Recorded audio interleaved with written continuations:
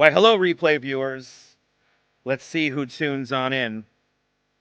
I see the ABX girl, first one in the room. I see Travis Weeks out there in South Africa. Welcome. Good to see you, Tracy Taylor, out there in Indianapolis, Indiana. And good to see you, JR Explorers, down there in San Antonio.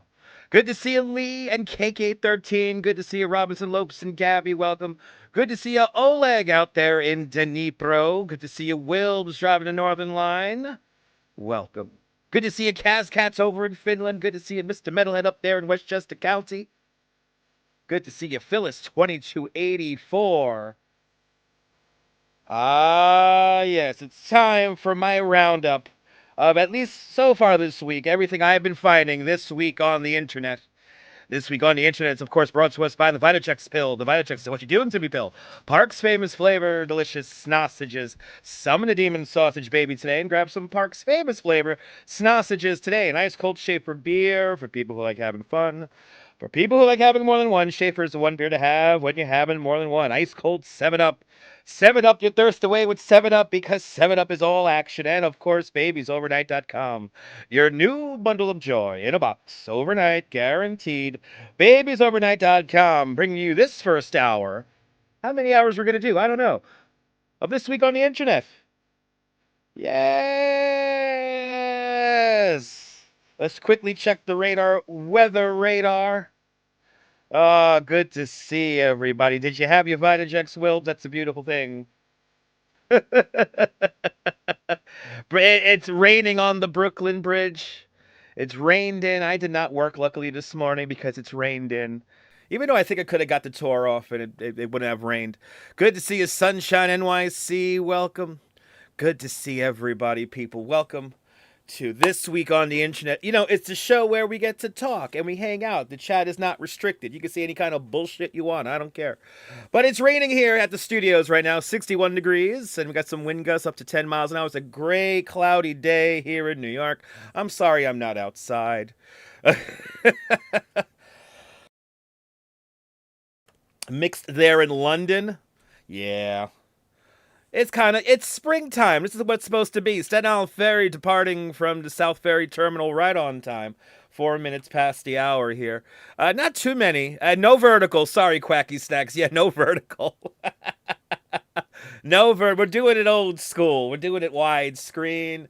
We're going to find some wacky stories for you guys that I'm going to find off of. I'm going to stick with United Press International because for some reason... And I don't know why, people. I'm yapping, so I need background music, Mrs. Babbage, please.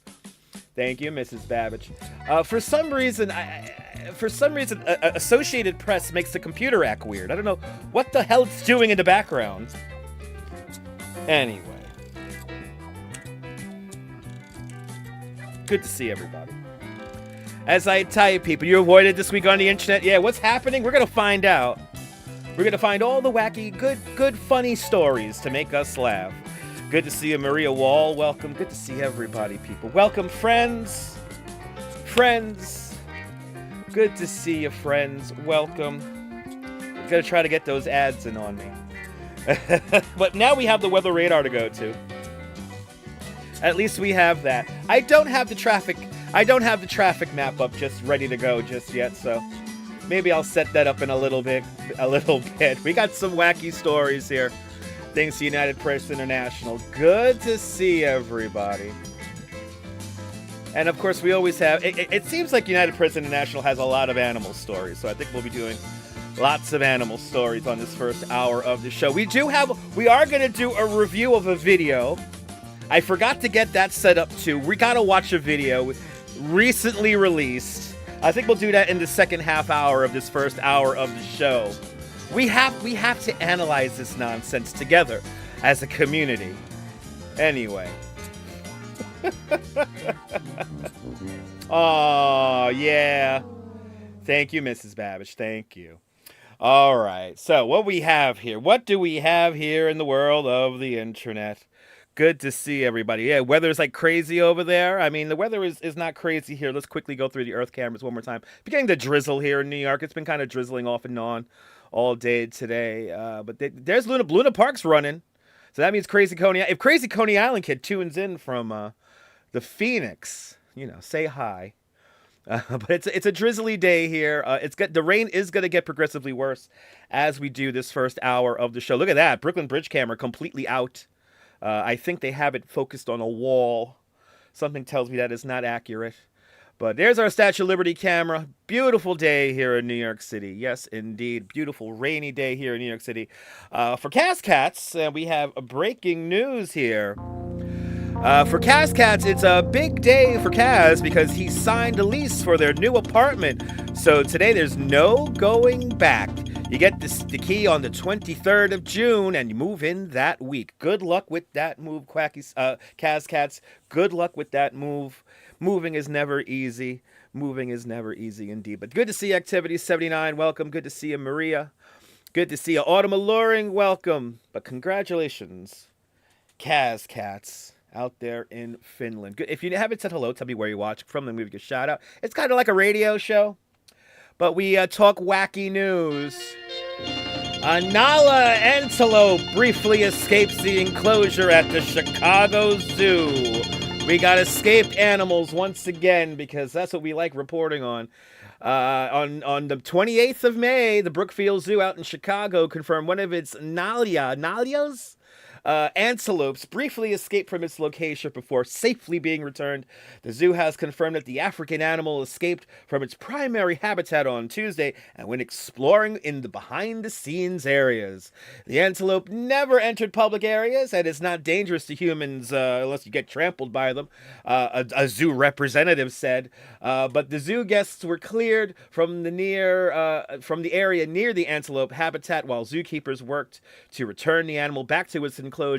The zoo is home to a Nalia antelope, to the two antelopes Zola and Hamilton, and their three calves, which was not clear which of the animals was the one. We don't know if it was Hamilton or Zola who escaped, but Nala antelopes, females and young, blend into their habitats, they said. Their reddish color and white striped coat mimics the dappled sunlight, which provides camouflage protection in thickets and woodlands. The male, chestnut-colored, makes them stand out, but their large size and pointy horns help to keep them safe from predators. I think we have video here of animals. Yes, we have video, people. We have video. Look at these little guys. They went running around. They were like, fuck it. We're going to have some fun in Chicago. Maybe they're hanging out with Joshua Block. But hey, look at that. At least they're safe and being fed. It's a beautiful thing. Look at these beautiful animals. Oh my God. Can I have one in my backyard here in Coney? Wouldn't that be fun, people? Yes, there you go. But they have been brought back safe and sound, which is good news, which is always good news. Lots of escaped animals, I tell you, on this feed here. I tell you, what is up with zoos and losing their animals, huh? Why are all these zoos losing their animals? What is up with that? My goodness. Anyway, if you're just joining us, tell me where you're watching from. Let me give you a shout out. I literally set nothing up because I wanted to make the top of the hour. I wanted to make this as close to real media as possible. So, we got a good one here. Oh, this is a fun story. As the people who realize I'm not walking outside. Yeah, I'm not walking outside. Sorry. I'm not walking outside. Anyway, let's check the weather really quick. And yeah, it's drizzling here in New York City, 61 degrees Fahrenheit. And it's a lovely day here in New York City if you want to stay inside. Why not? But I think we have a fun, feel-good story coming up. A squirrel runs onto a field during a Detroit Tigers game. How did I miss this one here? Squirrels ruining baseball games? We got a school. Look at that. Oh, that's going to be a fun video. The action got an early start during a Detroit Tigers game against the San Francisco Giants when a squirrel ran out onto the field at the start of the game.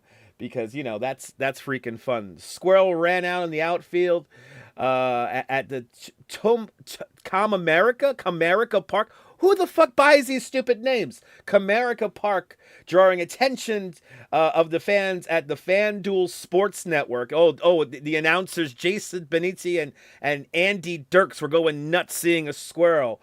We like to stay on topic here, but squirrel, Benetti said, and the squirrel dashed past the baffled left fielder Wrigley Green before making its way into the Tigers bullpen. He's in the bullpen with the guys down there, Dirk said, and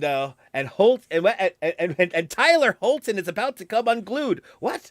Anyway, let's see here. Yes, the squirrel eventually vanished from sight into a bullpen. It's amazing, Benetti said, that people sometimes, we don't stay on subject, but literally it's the first pitch and there's a squirrel. And by the way, the Tigers won because of the squirrel, 3-1. But there you go. Good to see you, Nina. Yeah, he's not walking, guys. Tune out. Anyway, we have footage of the squirrel. We need to see the squirrel. Why not? Let's see the squirrel, people. Yes, these guys, it was the easiest story they got to tell all morning. Can we go to the videotape, guys? I mean, I get it. We're doing the morning news. Must be, spring is in the air, so all the animals are going nuts and they want to get out of the house. But there he is. Oh, look at this little guy. Oh, yay. Oh, it was like right at the first pitch. That's awesome. That's right at the first pitch. He's like, what the hell, man? What the hell? That's not a baseball. That's a squirrel. That's a squirrel, man. Right? It's because of the squirrel the Detroit Tigers won, all right? I'm just going to tell you that right now. It's because of the squirrel they won, people. Good to see you, Neil, out there in Flatbush. Good to see you, Nina. Good to see everybody, people. Good to see you, John the Beagle Dad, down there in Florida. Welcome. We're staring at squirrels on the live stream. But if you're new to the broadcast, tell me where you're watching from. Let me give you a shout out. Yes! Go, baby! Yeah! Yeah! Oh, look at that. He got into the bull. He got into the bull pit. He got into the back of the bull pit. Look at this little guy.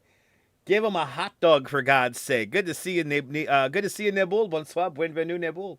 Good to see you, Nebul. Oh, well, hopefully the squirrel is living his best life in Comerica Park. These stupid corporate names are going to kill us all. Oh, God bless the little squirrel. He made it into the bullpen. He hung out. But it is because of the squirrel the Detroit Tigers won. I think we could all agree on that. But thanks to the FanDuel Sports Network for capturing this lovely moment. But anyway, good to see you, Daniel. I'm doing great, Daniel. Good to see you, Jeanette Trainer, out there in Glasgow. If you're new to the broadcast, tell me where you're watching from. Let me give you a shout out.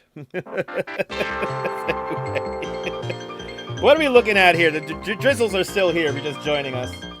It's drizzling here in New York. It's annoying weather. But good to see everybody. A beautiful day there, Ollie. That's good news. Good to see you, Ollie. Good to see everybody, people. Yeah, Comerica Park. Who makes up these stupid names? Can we all agree that these corporate names are going to kill us all? I think they are. They're stupid inflections on on on language. As like, see, you just heard me stutter. Um, these stupid inflections on English language. It's going to ruin the language and kill us all. Anyway, Comerica Park. What do we have here? Oh, we have some more animal stories, people. Wisconsin deputies use a lasso and a construction vehicle to nab a loose pig. Loose pigs on the loose, people. You know how it goes. Loose pigs on the loose. Always a fun time. Good to see you, Jerry. Welcome.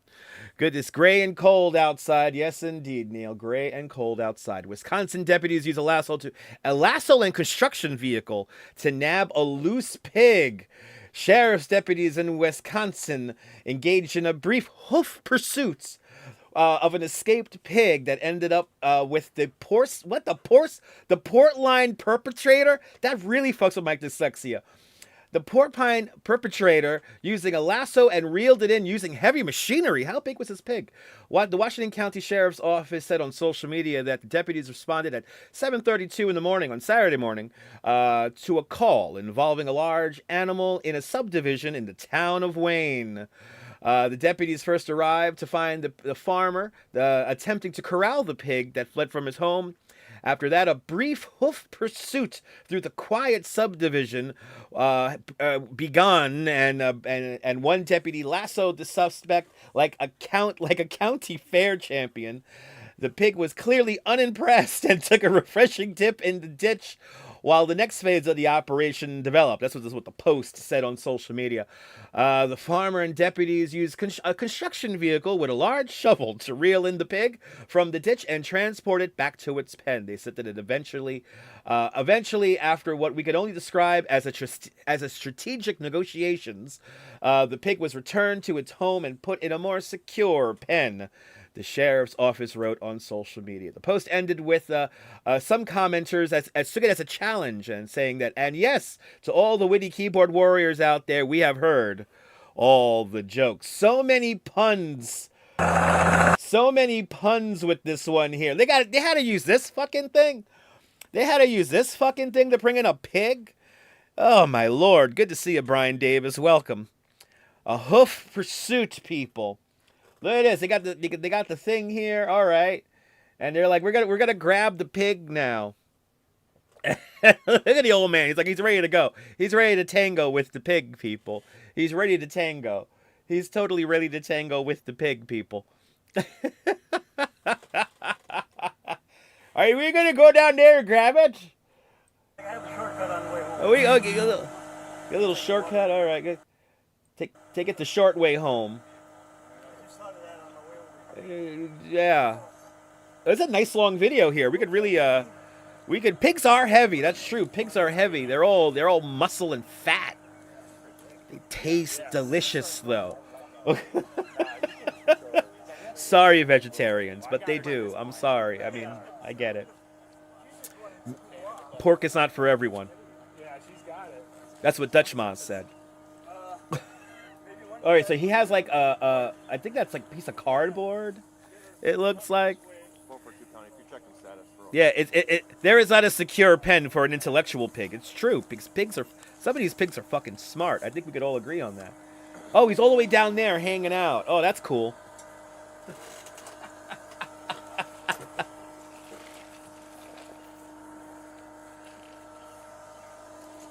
All right. They're bringing it in.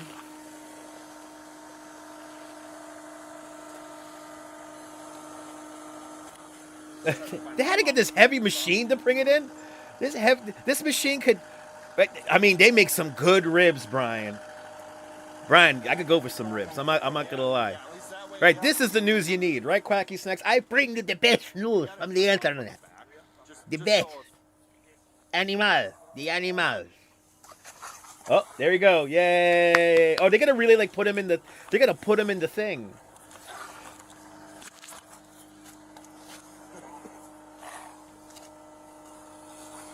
They gotta put him in. They're wrangling him in. Right? What a story for the neighbors, right? They're bringing him in, people.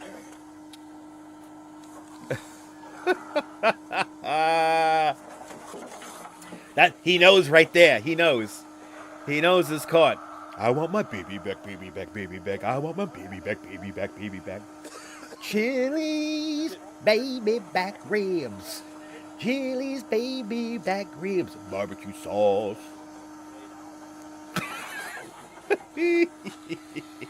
Well, by the way, the singing of that jingle is one of my favorite videos on YouTube. I watch that video. If you can't tell, I watch that video all the time. I want ribs all of a sudden. I want bacon and ribs. I'm sorry if you're a vegetarian, guys. I know, the poor pig. Listen. He has somewhere else where he's needed. There we go. Yeah. There we go.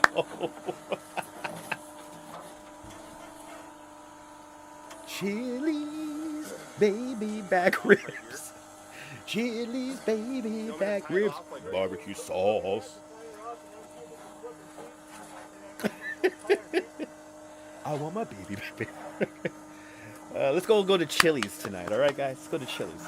All right? You watch the free credit report commercial a lot?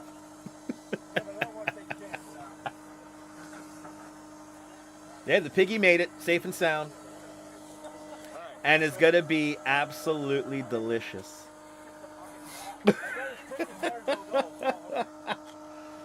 All right. All right, yeah. I can't believe they gotta transport the pig with such a heavy device. I know I sounded just like the commercial. I love that jingle. That's one of my favorite jingles of all time. Maybe this pig will end up in a and Cascat's been a member of Dutch Miles Plus for the last 5 months. Thank you so much, Cascats, for your continued membership to the channel, and thank you so much for being one of us. One of us. Gooba gaba, oink oink oink oink. One of us. One of us, people. Thank you so much to you and all the channel members. I'm trying to be funny, Kaz. I'm trying to be funny. Piggy's pissed, I know. Wants to eat more grass. It wants to wallow around, cool off in the mud. There's a movie with Nick Cage called on Netflix called Pig, and it's a hit. Maybe they're on to something. Maybe they're on to something. It's a good day. Well, thanks for these body cams here. We get to see all this stuff now. Well, there you go, people. The pig safely secured back to a secure pen. Unless it's too smart. It just might be too smart, people. Quacky snacks, you know how I do it.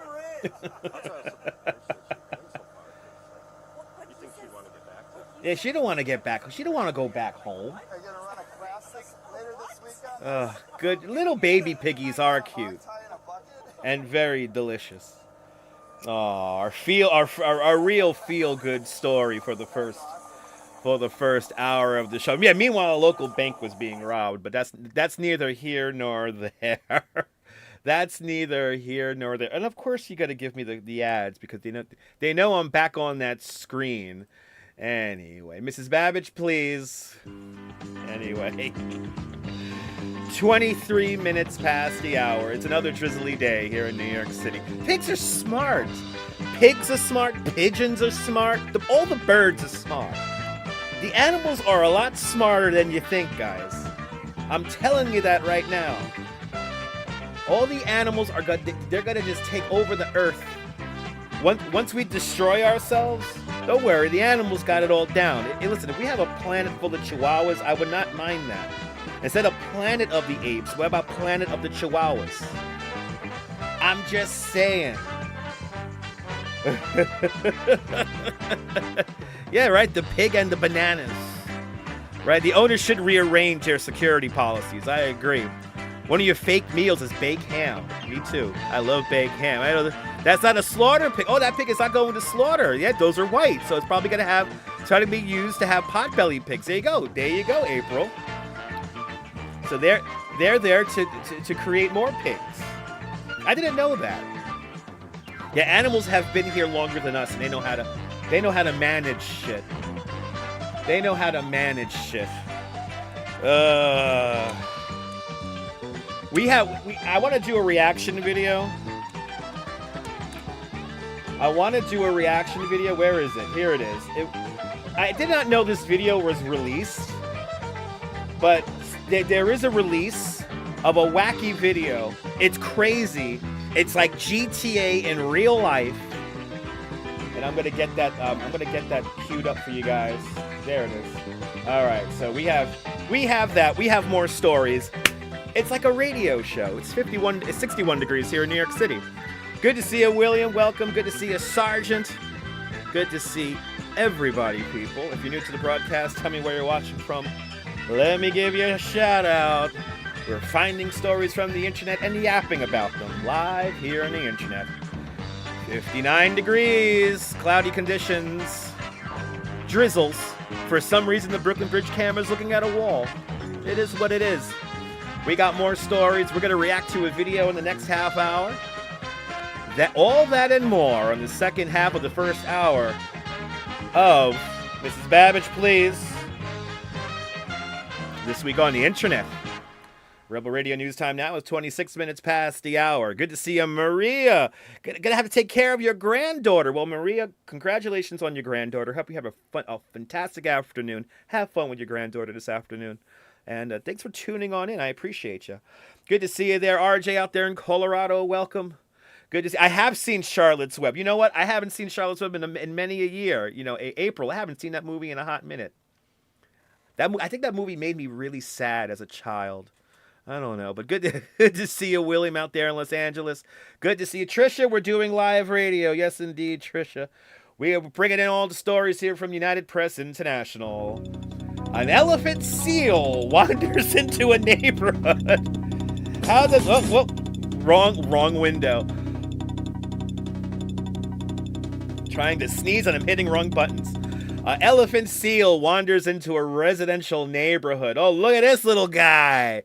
Look at this little guy. How can you say no to that little face right there? That is the cutest little face. My goodness. Wildlife rescue. Oh, this is for whatchamacallit? Oh God.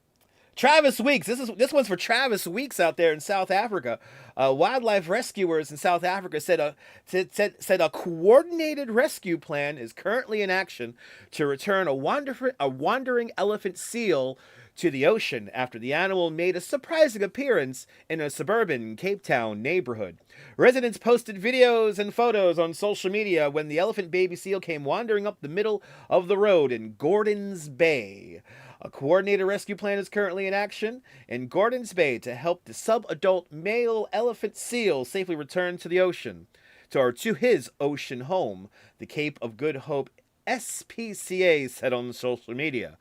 The photos from the scene of the elephant seal lounging next to a road and snuggling up to a hook of an SP. Oh, hanging out in the vehicle, guys. I can't read. Anyway, the situation's under control, and they're now waiting for a wildlife vet to arrive and safely sedate the seal for transport.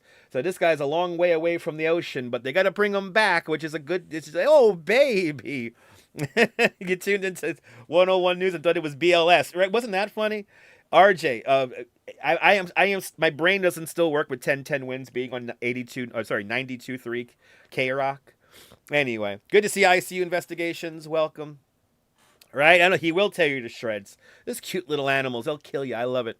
But oh, he's gonna make it back. He's just lounging, and then the coordinated rescue effort is on the way to bring the seal back. Oh, but it'll rip your face off. It'll rip your hand off. It's so cute. How can you be angry? How can you be angry with this guy ripping off your face? I mean, for real, right? Cape of Good Hope sounds like a Hallmark movie, right? The seal is very healthy. Clearly, the seal is very, very healthy.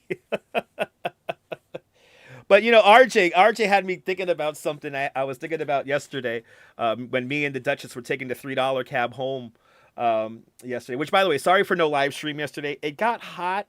Really quick story time. Might as well. Sorry about no live stream yesterday. Let's see. I need I need storytelling music. Anyway, good to see everybody. Yeah, it got warm. It got warm yesterday. Had a lovely tour with 10 people. They all tipped. It was people from Austria, Belgium, and the Netherlands. I remember. They were all very nice people. Really good energy yesterday in the tour. Really high energy on the tour. And then after that, I took the Duchess out to the Brooklyn Botanical Garden because the roses are in bloom. So we went to go take some pictures. We saw the roses. I did an ASMR video. I don't know if I want to put it up because I'm breathing. You can hear me breathing. The video came out beautiful, visually wise, but you hear me breathing. So I'm kind of on the fence. Should I upload it? I don't know. Anyway, so I was a little tired after that, so I decided not to live stream yesterday. I think we had a good conversation in the morning anyway, but I'm not working today because it's raining. Probably not going to work tomorrow as well because it's going to rain. So we'll get some more live streams out. Hopefully tomorrow we'll be back outside. I think there'll be a clear period tomorrow when we could get out. But good to see you, Kim. Kim, do you remember this music? This is from the first or second? The first season of The Price is Right. This is the new Price is Right music. Name of this track is called Eric. I don't know why. Anyway, upload. Why not, right? I'll upload it and breathe. But good to see you, Kim. Welcome. You're here for the variety hour. Strawberry, we're going to get to the story of the hour coming up. So we're going to literally see Grand Theft Auto in real life, and then we're going to discuss. But good to see everybody. Welcome. You've heard me breathing before, right? Yeah. Good to see you, Ron. Welcome. Good to see you, too, as well. Good to see everybody, people. Ooh, the FDR North was closed down for about 3.5 hours. 2 to 3 hours. What? That's crazy photos. Good to see you. Let me see if I can find the traffic map here. It's supposed to be set up. I did not have it set up, people. I did not have it set up. So let me see if I can set this up really quick. Let's see. Is that it? No. Wrong one. Good to see everyone. Moody Optimist is checking on in. Good to see a Moody Optimist. Oh my goodness. I wanted to start this show at the top of the hour. There's our map. Yes, breathing is a part of life, but you know what's going to happen if I upload a video of me breathing heavily? They're going to be like, are you out of shape? Or like what's wrong with your fat ass? And I guarantee you, I think I am going to put this video up just to prove that people are going to be assholes in the comments, which is fine. I do remember. So, Ali, I do remember when Kate Gosling told John to stop breathing. I remember that. I was, John and Kate +8, one of my weird things that I watched from time to time. And I remember that vividly. I remember when that was fresh. I remember when that was a fresh memory.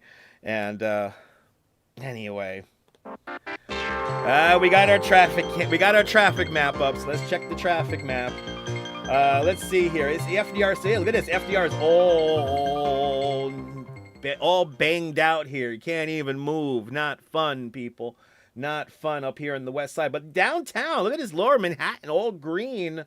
And of course, look at this. BQE right here going towards the Manhattan and Brooklyn bridges here. That'd be southbound. They call it eastbound. It's fucking southbound. Looks like it's slammed. Northbound is also slammed going up into the bridges. So, yeah, do me a favor and take the train. Rebel Radio News Time now, 33 minutes past the hour. The Stunads are everywhere, people. Do I remember when Bob Barker went gray? That's when I got old. Moody Optimist. When Bob Barker went gray, that's when I got a little bit older. And now I'm here doing this on the internet for all of you guys. Their poor neighbors probably yelling. Yes, they're probably hearing John yelled all day. Anyway, Rebel Radio News Time now is 34 minutes past the hour. And, this video came into my feed the other day. And I must have watched this video like 5-6 times now. And it's an incredible video. It's an incredible 20 minutes of video. BQ is always backed up, right? If your significant other complains about your noise, yeah, exactly. Get a lawyer. It's true, right? Take the train, people. Take the train. Even though may not be safe. It's all right. Live life on the edge. You know what I'm saying? Anyway, so people, I have looked at this video. I have looked at this video a bunch of times. If you don't know who this happened last year. Or 2 years ago. This is Cindy Sean Metcham. And what he did was he did a GTA style rampage all around Oregon because he had to get to the Rose Garden. And he drove like a maniac. He drove onto a parade route. Luckily, nobody's going to get killed. Nobody's going to get hurt. So let's just get that out of the way now. But his driving and his mannerisms and his music have just, I don't know. I'm a little obsessed over this video here because I cannot believe that people act like this. I cannot, and by the way, for full disclosure, I have been hit in the back of the head with a rear view mirror because I had a distracted driver hit me in the back of their head with a rear view mirror. And this woman was so preoccupied of the fact that her rear view mirror cracked. The back of the thing cracked. I had blood coming out of the back of my head, but she was more concerned about her rear view crack. So I can understand that these people exist. But anyway, enough about me. Look at this fucking guy right here. So now he looks very well balanced. He is a convicted sexual molester, and he road rage and all this other shit. So he has a lot of and also this guy here, Sidney Sean Metcham. He's not even supposed to be driving. He has a suspended license and suspended registration. So this guy shouldn't even be out on the road to begin with. Now, there is a 7-minute video that made its rounds on the internet when this first happened. So that's that. But now we have, and this was released about a month ago, right? 3 months ago. This was released fairly recently, but I didn't catch this. This is the full dash cam video. And I thought the government made him install the cameras because that's where I read somewhere, but it's not. So for some reason, he has 3 cameras running. He has a camera going out in the front. He has a camera going out in the back. He has a camera showing him inside. So you're going to see this GTA style drive in 3 different angles. There's some edits taken out because of privacy purposes and certain things that they had to take out. But this is the evidence that the court watched and that we're now getting to see almost a year and a half later. Again, I can't believe people are like this. By the way, he is in jail. He did plead ignorance. He did plead that he was disorientated, which they threw right out. And he is locked up right now. So he is locked up. But this is the epitome of main character syndrome. So here we go, guys. 20 minutes of actual, this fucking happened. Oh. And just a heads up also, the music is awful. That's his phone going off with a text. That's somebody texting him. You got to hear that all the time. So he gets into the thing. You're not going to need therapy. So he gets into the car. Now, let's just stop it right here. He gets into the car, and he's already out of breath, like he ran a 10K race. I mean, this is a trigger warning. So yeah, if listen, guys, if you're driving a car, yeah, but this is main character syndrome. So he's already in the vehicle, breathing heavy, and now we're hearing the crappy ass. Somebody said in the comments of this video, this is a non-players. This is a non-player NPC music he's playing, which I think it is. Oh, he's calling somebody. He's going to be texting and he's going to be calling people. That's a text. Even though it sounds like Duolingo, right? It sounds like Duolingo. And that would drive anybody nuts, hearing that every 2 seconds. But so now he's doing his little shit. All right. By the way, this is really like Grand Theft Auto. This is like Grand Theft Auto in real life. Listen to this music. It's awful. That sound would drive me crazy. So he's doing his little drive, and look at, I mean, this guy goes fast down some local streets here. I mean, he is just going. Yes, yeah, Duolingo. Yes, he's learning human sounds. Like now I know the kind of people. So this is in Oregon. We're in Oregon, Ollie. We're in Oregon. We're in Oregon. But this is the full dash cam footage here. Okay, so far, you know, he's doing some things that I noticed like impatient drivers do, which he's gonna like slowly inch up to the back of this car now. He does little things that I as a cyclist that I've noticed over the years. Like, yeah, he does all the stupid shit. But this music is so bad. Lord have mercy, this music is so bad. Oh, ¿Cómo está usted? Looks like a New England road. Yeah, it's the what's it there? The Northwest. So you know, they got a lot of pine trees up there and stuff like that. You're gonna see very windy roads. You're gonna see very windy roads. And I think at some point he tries to go through like a parking lot trying to get around traffic. He's probably tweaking. Evidently, you're gonna see him hitting a vape. He's hitting a CBD vape. So far, he's driving pretty good. So far, he's driving pretty normal. Look, you hear it? He just gunned it through the yellow light. Oh, there he goes coughing because you don't walk. April, this music is awful. I would expect somebody who does this kind of crime to listen to this kind of fucking music. It is like non-playable character music. It's NPC music. It's totally NPC music. Yeah. Yeah, oh, ¿Cómo está usted?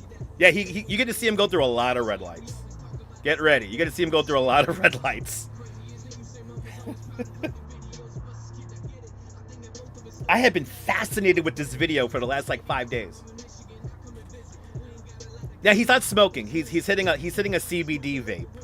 You know, he has to calm down, you know? Alright, so now we're at a red light again. He's still hearing the same song. ¿Cómo está usted?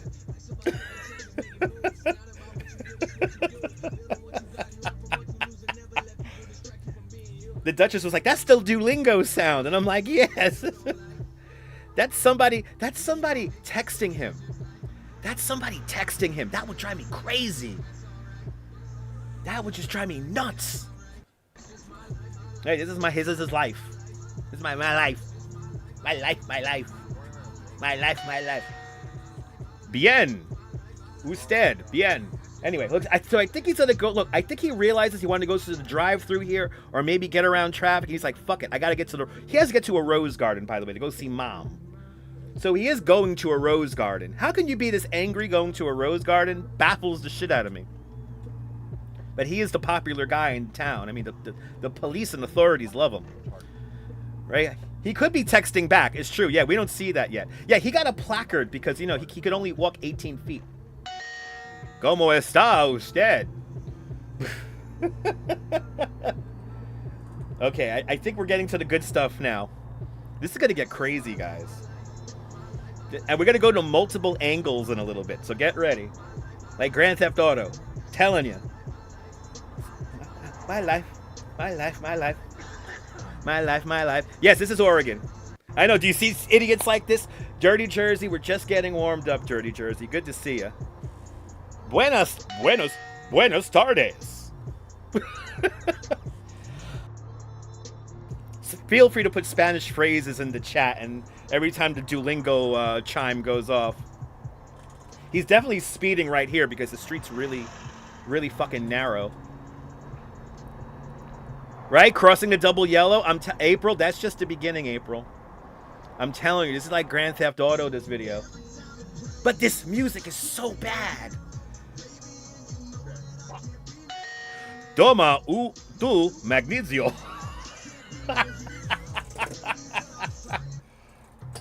Oh.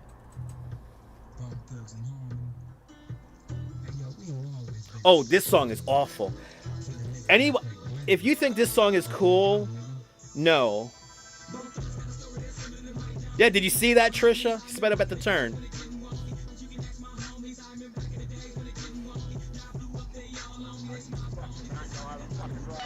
Right? You gotta learn how to fucking drive. They gotta learn how to fucking drive. Mi casa es tu casa. He's just getting warmed up, I'm telling you. He hasn't ran over anybody. No, he hasn't done yet. He hasn't done that yet, Brian. He hasn't thrown Molotov cocktails. The bass is because I think this speaker is right next to the... Why did they ruin a Fleetwood Mac song like this? En pendejo.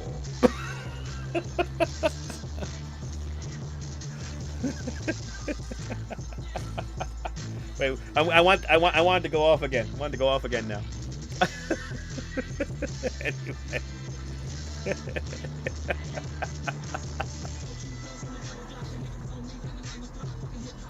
All right, so now again, he's speeding. He's going a pretty good speed here. ¿Dónde está la escuela?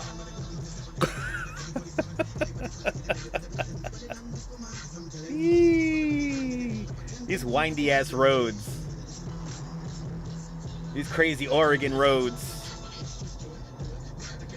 All right, you can hear the engine. Like the engine, he's clearly like impatient.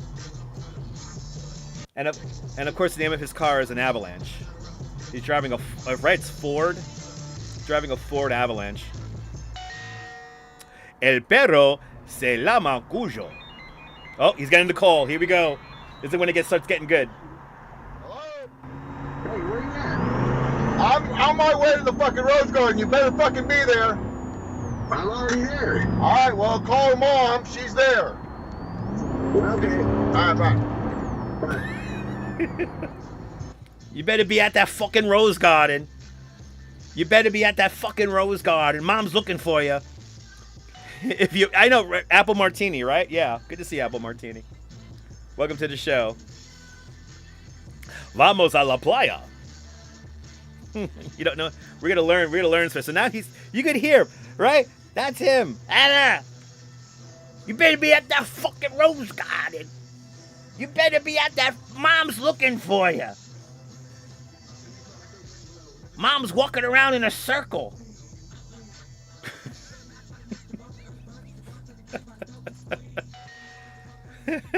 No bueno.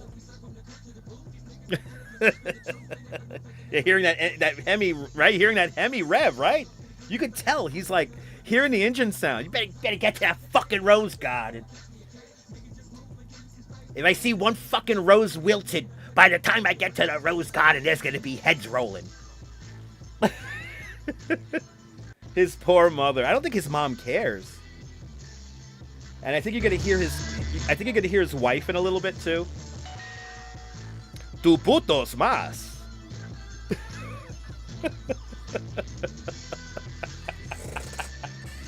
We're gonna all learn Duolingo watching this video. This would be great. Yes, the Rose Garden is code for meth sales spots. Yeah, Neil. All right, so now he's hitting the traffic. Starting to get frustrated. Starting to get frustrated. You hear him? Yeah, I think he's married. Tu putos y más. Oh, this music's so bad. Oh my lord, this music is so bad.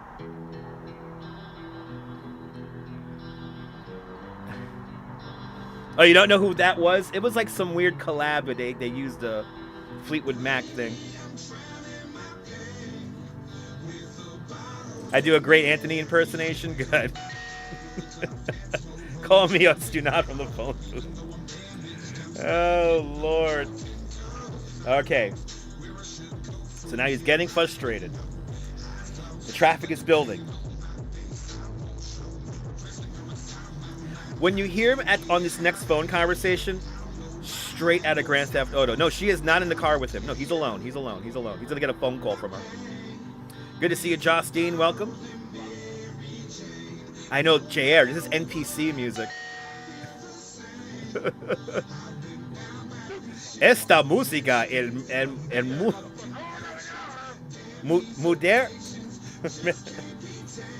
Mudiera? I can't pronounce that. Anyway. Esta música un crack. El hombre está loco. I mean, this music will drive me crazy alone.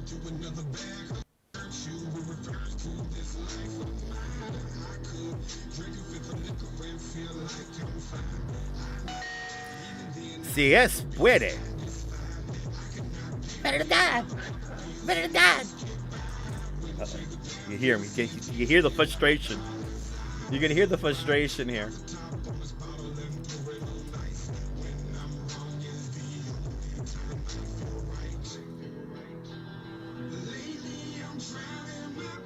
He's drowning his pain with some liquor and some Mary Jane. I would. Si es puede. This music will drive anybody crazy. Let's be honest. This music will drive anybody completely fucking jack shit crazy.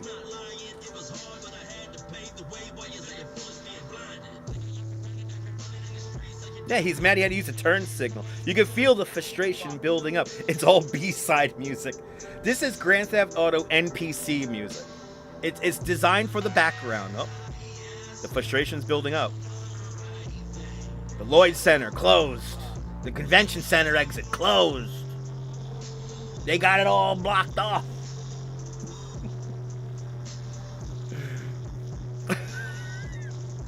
And there's a lot of conjecture in the comments to this video that the music he's listening to made him act this way, like they added to it. And we'll get adelante, adelante. Adelante, adelante.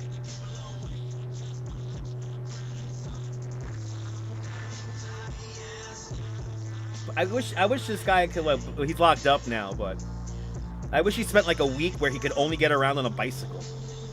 I think he would stop driving the way but as the Brits would say, that music is bloody awful. It's terrible. I mean, this music will drive me crazy. Yeah, there's a reason you won't find this on the YouTube music library. It's true. No más pantalones.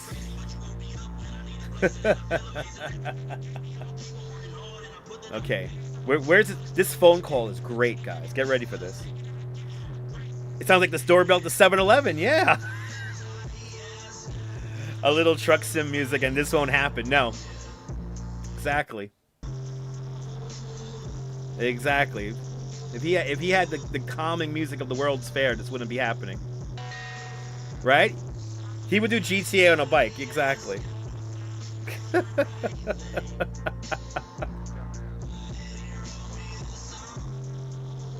This music's so bad. Wait until you hear the wife. When you hear the wife on the phone call, it's straight out of Grand Theft Auto. It doesn't sound real. ¿Dónde está la policía? Oh. Are we getting the phone call? Uh-oh. ¿Dónde está la policía? This is the song starts getting him raging. Oh, here we go.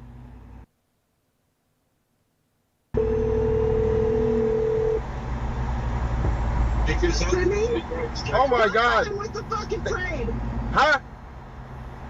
I'm stuck on the fucking freeways all over the place. They got it all blocked off. The Lloyd Center exit, the Convention Center exit, every motherfucking exit. You bum motherfuckers! Fuck you!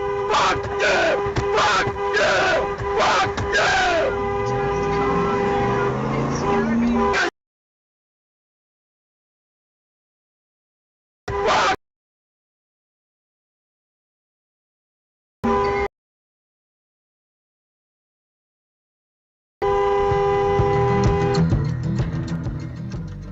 The band in the background is Yele Wolf.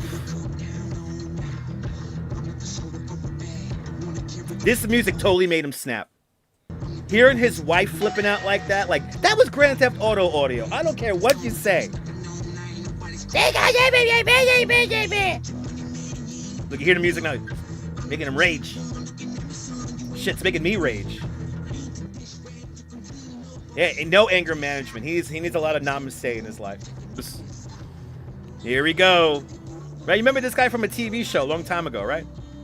Makes me hate people too, JR. Look at now we got the 3 cameras going now. Here he goes. Just right over the cones. This is where it gets crazy, guys. Ready? Here we go. Right up onto the embankment.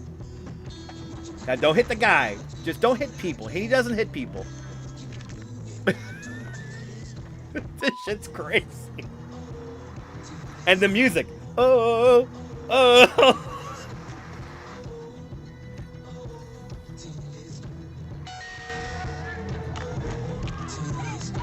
Onto the parade route. This shit's so crazy. We almost hit those people. And the people in the background screaming. I can't believe this happened. Good to see you, Nicole. Welcome. This music did not help. I blame the music. I blame Yele Wolf for making this happen. Oh, here come the cops.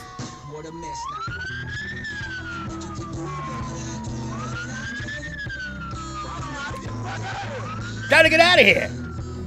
I don't know. I'm trying to get out. Why are you making me stop? I'm trying to get out. I'm ignorant.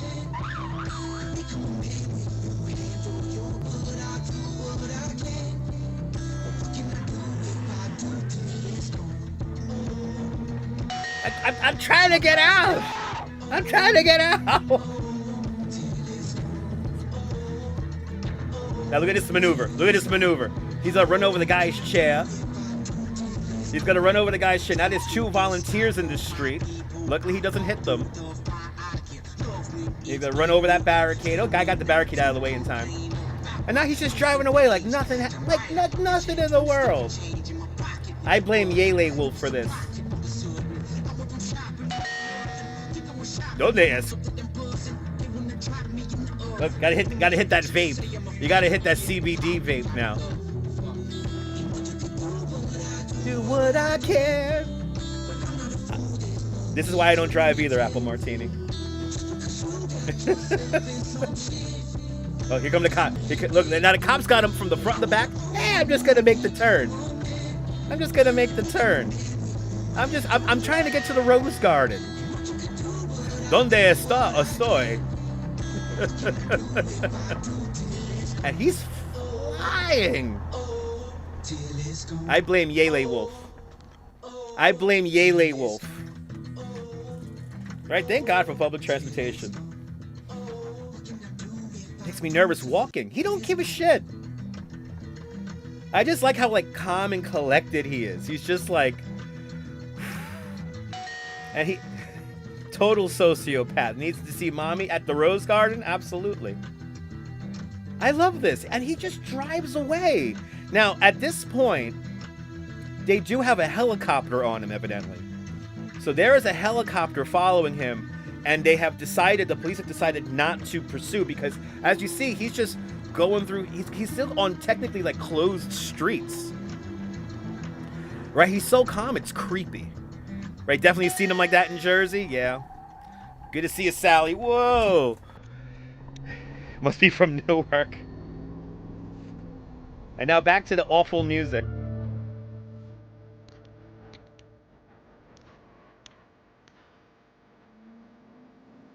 Yeah. This is completely unacceptable.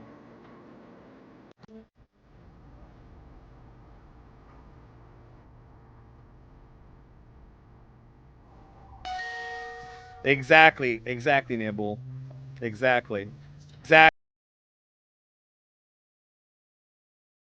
Holla.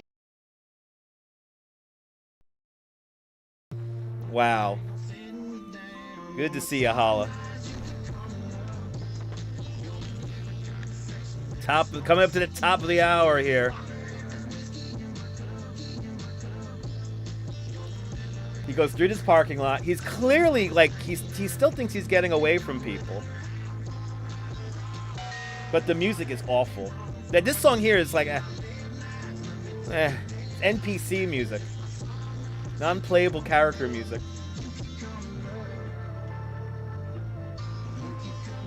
I mean, this is like calming him now. He's calming down. You know, he thinks he's got away from the cops. He thinks he's gotten away from the cops, but there is a helicopter following him at this point.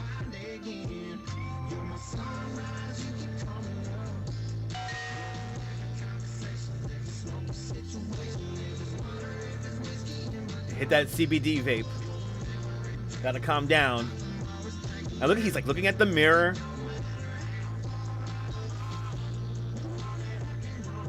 Just hit that CBD vape. Calm it down.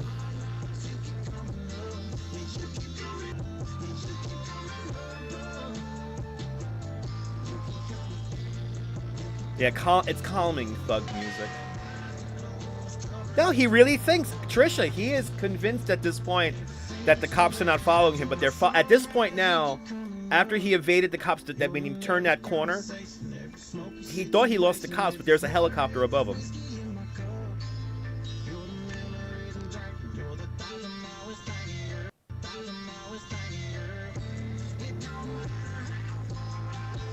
Yeah, exactly. He was showing the helicopter the way to the Rose Garden. Yeah, he is. He thinks he's smarter than everyone. This is the classic entitlement. He even sings in the song, "You can call me up." I like how he sings with the song, too. It's awesome. But he just parks the car, all nonchalant. Just like that.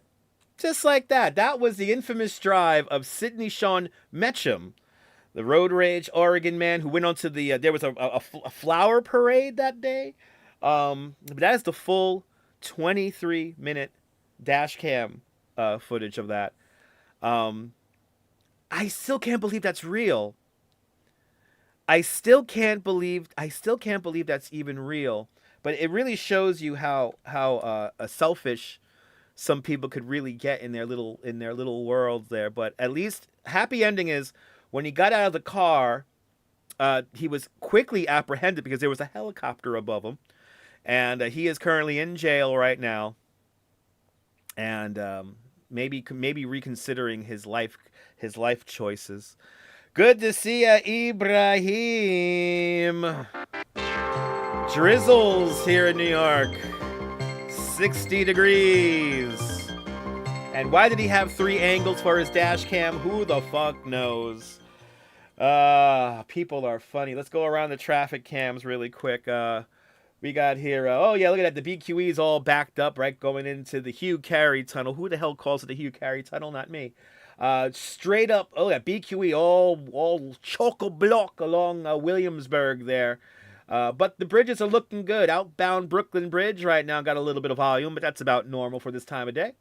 But let's see here. Oh, we got a traffic incident here. Outbound at the Holland Tunnel, reported about 3 minutes ago there. So we have 15 minutes outbound on the Holland.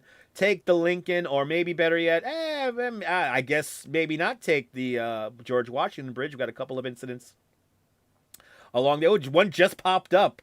One just popped up right here. So yeah, we got delays on both levels of the bridges, people, on this rainy day here. You need a bike dash cam? Yeah. He needs a roof cam to see that. He needs a roof cam to see the helicopter. That shit's crazy. Take the train, people. That's right. Yes, exactly. He was sentenced to 5 years state prison. His hearing's on October 1st. During a hearing on October 1st, yeah, exactly. He pled ignorant. He pled not guilty. He said that he was disorientated, but you could clearly see that he is looking at lanes. He knows exactly what the hell he's doing. I just can't believe that actually happened. It's such a crazy story of somebody driving around like that. Unbelievable. Anyway, second hour of the show here, 3:03 in the afternoon. Good to see everybody. Welcome. Let's get back to the feel-good stories of the week, everybody. Let's get back to the feel-good stories of the week, shall we? A cow was caught in a flood. A cow caught in a flood was found alive on an Australian beach 11 miles away. Holy cow. This cow went for a little bit of a swim. This freaking guy right here. A cow was found alive on an Australian beach after being carried up to 11 miles by floodwaters. Layla Phillipson found the cow alive on the sand on Old Bar Beach in mid-north coast of New South Wales. Say that 10 times fast. The cow was one of multiple bovines swept away by floodwaters and brought on by torrential downpours in New South Wales. The bovine is believed to have originated from Targhee, about 11 miles from the beach where it was located. Phillipson posted photos of the cow to the Targhee community notice board on Facebook, where it came to the attention of the animal's owner. The owner of the cow had been removed from the beach and is currently being treated by a veterinarian. Let's see the little guy here. Yay! The bovine is safe. I'm happy he survived too. Right, poor baby. Oh my goodness, people. Yeah, a new body surfing champion. Well, I'm happy that the cow came through safe and sound. That is good news for the cow. I'm glad she survived. These animals, man, I tell you, man, they're so strong. But hopefully everyone who experienced flooding down there in New South Wales is safe. That is the most important thing. Cute little guy, right? All these animals are cute. Let's see here. Well, we have some more animal stories here. Oh, no. Here we go. Oh, boy. Here is a very interesting story for all my friends up in Norway. A Norwegian man wakes up to find a cargo ship in his yard. Okay, so we got here a guy. He woke up one day and he found a ship in his yard. A Norwegian man was roused by a neighbor in the early morning and alerted to an unusual situation. A cargo ship was found in his front yard. Johan Helberg said that he was asleep in his home in Beisnet in Trondheim Fjord when neighbor Jorgensen rang his doorbell and called his phone to alert him to the fact that a cargo ship had run aground in his backyard. He's quoted as saying that if the ship had hit a rocky outcrop next to it, it would have lifted up and hit his house hard. It only missed by a few meters. Jorgensen said he woke up just a few minutes earlier to the sound of the boat approaching, and as he ran outside, attempted to sound the alarm. He said that he was surprised to learn that Helberg had slept through the entire incident. I was sure that he was already outside, but no, there was no sign of life. I rang the doorbell many times and nothing. And it was only when I called him on the phone that I managed to contact him. Bennett Hetland, managing director of shipping company NCL, said officials are investigating what caused the ship to run aground. He said that at the present time, we do not know what caused the incident and are awaiting the conclusion of an ongoing investigation by the relevant authorities. We are currently assessing damage to the ship. Local police said that the initial investigation indicated that the officer who was responsible for steering the ship had fallen asleep at his post.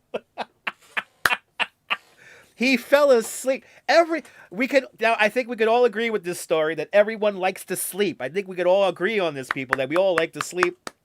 So the person piloting the craft was vast asleep, and so we have video here. Let's go up to the video here. Like, did you hear about the ship? Yeah, I heard about the ship. Look at this fucking thing. Holy shit! A Norway ship hit the. Look at that! Bloody hell! That is crazy. That is freaking insane. Look how close to the house it is. How did you sleep through that? Oh, that's a cool house, though. I'm not gonna lie. That's a cool house. Wow. Look at that. Look at the size of that thing's like a 15-story building. What the hell? Well, I'm happy that he's safe. I'm happy that the house and property are safe. Most likely, he slept through the whole thing. We have the homeowner here. Wait, hold on. Let's get some audio here from the homeowner here.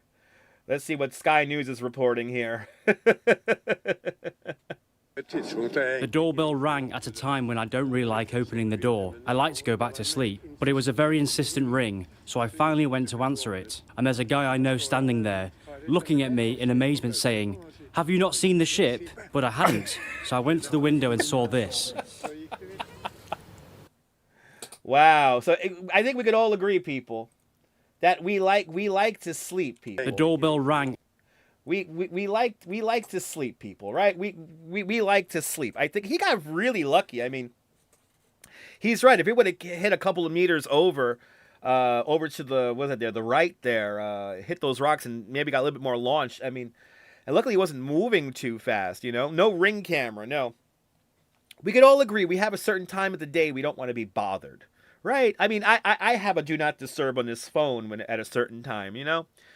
At least his Amazon packages were delivered safe and sound right to his doorstep. But bloody hell, that's a pain in the ass.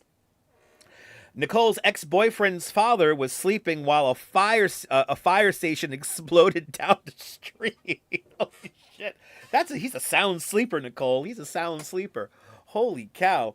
But I mean, I wonder what kind of sound that ship made. Like, it makes like that grinding metal sound, maybe? Who knows? But the ship crushed his rose garden, exactly. I beg your pardon. Yes, exactly. Strawberry, the drone ships do not work. The drone cargo ships do not work. It failed spectacularly. Like last night's SpaceX mission, right? Didn't they lose a part of that thing? Anyway, people running cargo ships on the ground there. Ugh. Always something going on, people. On this rainy day here in New York. Mrs. Babbage, background music, please. I mean, the homeowner and the captain, two fantastic sleepers. They slept the sleep of sleeps, the dreams of they had the dreams of dreams. Oh my goodness, people. Did we go through all the week's news already? We have gone through most of the week's news. Wow. Wow, we've gone through most of the cool stories here. Let's see here. Okay, we'll do that one. Right? How can you not hear the boat scraping the bottom of the seafloor? Exactly. You sleep that deep under the influence? Yeah, me too. Right? Then there's you, right? The slightest noise, right, Nicole? That's me in the morning. That's me in the morning. The slightest noise is going to wake me up. I hate beating my alarm in the morning. 12 minutes past the hour. It's 3:12 here in New York City. Light showers here in New York City. 60 degrees here at the studios here in Brooklyn. And we're just keeping on finding these wacky stories for you guys. I think we're going to move away from the animal stories now. Found another not non-animal story here. But good to see everybody, people. I know you guys probably can't see, but I have snot coming out my nose. I tell you everything. I tell you everything, right? Anyway. Rebel Radio News Time now, 13 minutes past the hour. It's 3:13 here in New York City. Good to see everyone, people. That's sort of a short curse of lucid dreaming needed. Yes, indeed, Oleg. Yes, indeed. But anyway, a swimmer circumnavigates Martha's Vineyard for shark conservation. He luckily didn't become shark food. An endurance swimmer spent 12 days swimming 59 miles around Martha's Vineyard, the filming location of classic movies like Jaws, to raise awareness for shark conservation. The British South African swimmer Lewis Pugh became the first swimmer to circumnavigate the Massachusetts island when he completed his swim on Monday. Pugh said on social media that it's been one of his toughest swims of his life. Cold water, relentless wind, big waves, and the constant thought of what might be beneath me. The swimmer chose Martha's Vineyard for his swim on the 50th anniversary of the Jaws movie to push back against the common perception of sharks as undersea monsters. He says that for the past 50 years, it's been all about fear and the danger of sharks. What I want to do is I want to try to change the narrative for the new generation and say that sharks actually bring life. They sustain life. They make oceans healthy. Pew said that the movie Jaws and the films that followed in its wake contributed to a negative perception of the animal. They portrayed sharks in the way that they are villains. They are out to get humans, and we know they are nothing of the sort. So this is an opportunity to try and tell a new narrative for a new generation. So this guy here and now these swims here, I have seen these personally. Long distance swimming is crazy. Good to see you, Sal Muscles. Welcome. Let's see here. Here he is. Here he's swimming around Martha's Vineyard. It is pretty insane. Good to see you, Sal Muscles. Good to see everybody, people. This guy, first human to swim around Martha's Vineyard to bring awareness to sharks. And sharks do bring life. Sharks are fun. Sharks are awesome until they eat your leg off. But it's nice to see. Let's see if we have actual quote here from Hugh. Let's see here. Role in our ecosystem. I've been swimming now for nearly 40 years, and I can honestly say this was one of the toughest swims of my life. I mean, it was the cold, it was the wind, it was the waves, the distance. I want people to be able to look at sharks very, very differently. They are apex predators. That's and right. They are absolutely essential. That's right. For a healthy ocean. They keep our ocean in balance. What Jaws did was Jaws created this culture of fear that sharks are out somehow to get us humans, and we know that's not the case. Sharks are essential for a healthy ocean. Even Peter Benchley, who wrote Jaws, regretted to some degree the effect it had on sharks. Pew wants lawmakers to take more.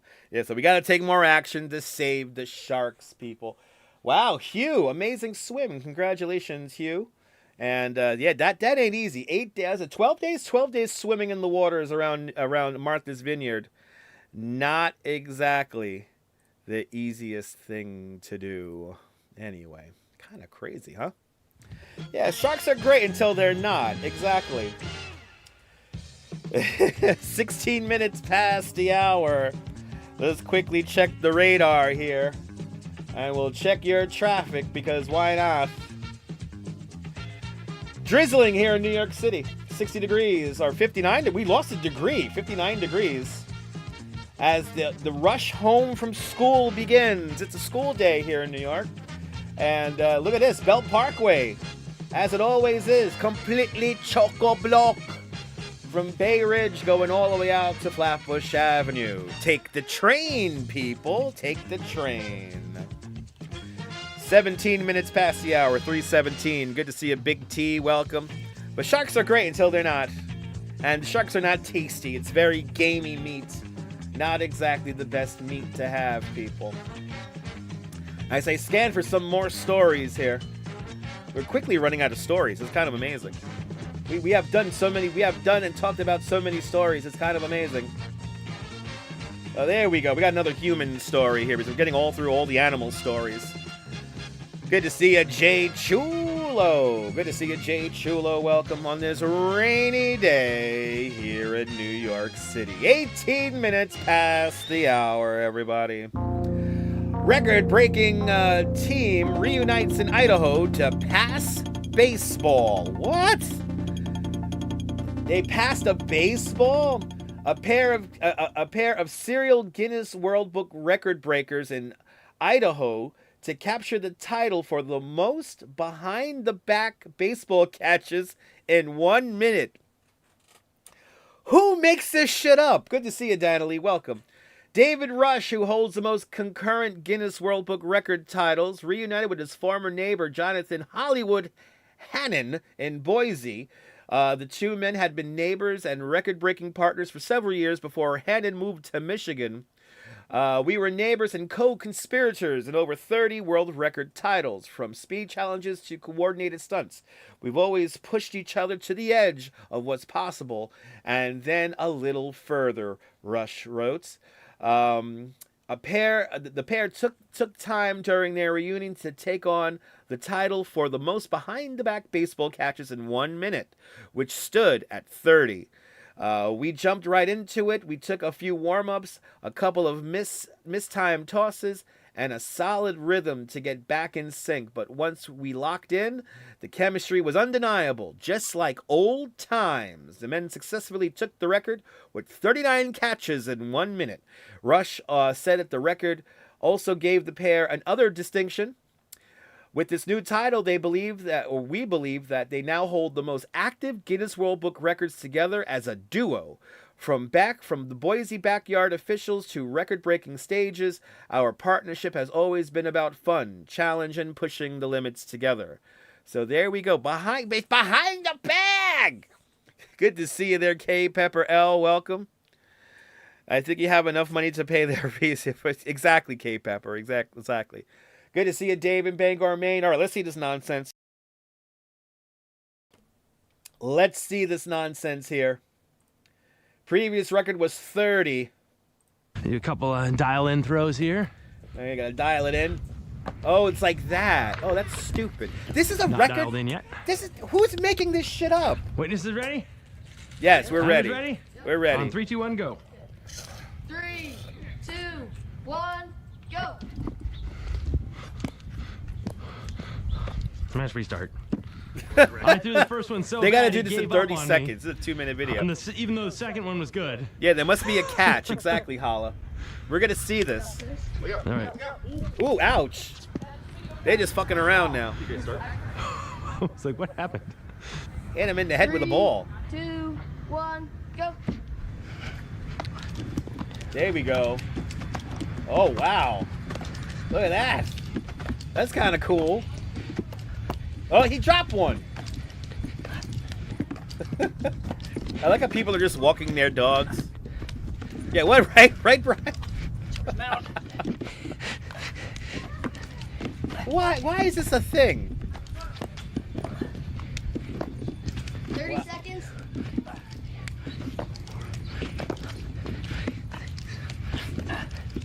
Behind the bag. Okay. 15 seconds.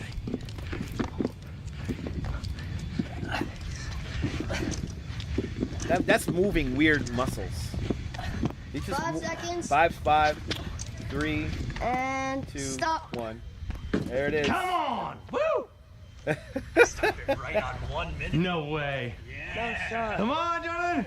We'll watch the video back on that one. Yeah, Good we'll watch the video back and realize that yes, we have conquered. Final result was 39. They have the most active Guinness World Book records as a duo. Wow, I didn't know that was like a thing. You know, you always learn about this wacky stuff that people do online. You know, it's like, right? What they don't show is the ball is metal. Right? Exactly, Holla. Exactly, Holla. I think I would be more impressed too if it was between the legs. I agree. It's one of those things, people. It's one of those things. Oh my goodness. Good to see everybody. Welcome. We're finding odd news stories thanks to United Press International. And he is so proud. He's a happy guy. We have done so many of these stories now. I gotta go through I gotta find some other ones here. Let's see here. Let's do that one. And let's see here. Oh, let's do that one. Just grabbing stories here. And there's a wait, is that there we go. All right. We got some stories for you. Good to see everybody. Makes you wonder how, I know, right? Holla, I am still kind of amazed. Like, what the hell did we do before the internet? How did we find information out before the internet? You know, we had postcards and shit, right? We've come a long way. The kids will never know how good they have it. Especially I don't know. You lost all respect for Guinness World Book Records? I mean, they're trying different things. But what the hell did we do before the internet? I mean, what would I be doing if I didn't have the internet? How would I be able to entertain you guys, right? Encyclopedia Britannica?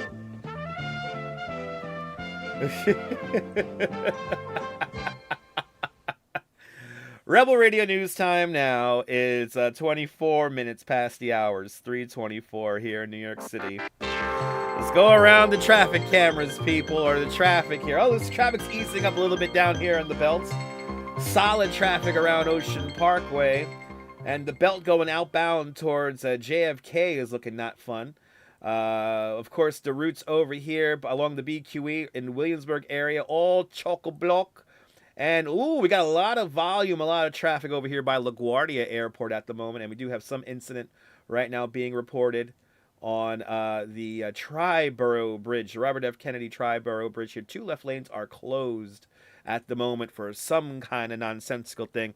I think you think I'll be running a real radio station soon? Eventually, right? No Duolingo before the internet. Always remember that. No Duolingo before the internet. But anyway, let's quickly check the weather radar. Yeah, drizzling here in the city, 59 degrees. And how's the Van Wyck look? Let's go to the map here really quick. How's the Van Wyck looking? We got the Van Wyck over here. It's running all right. I mean, you know. We got the Whitestone, we got the Northern there. The Central Parkway is here, and then here's the Grand Central Parkway, all the way down here, and there's the Van Wyck. Van Wyck, of course, completely chock-a-block going right into JFK Airport. So solid from South Ozone Park going all the way up to Flushing Meadows, Corona Park. Jackie Robinson not looking too good as well.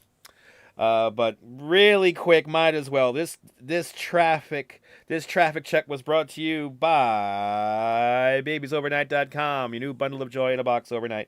Guaranteed. Babiesovernight.com bringing you this traffic report. Right, Mrs. Babbage?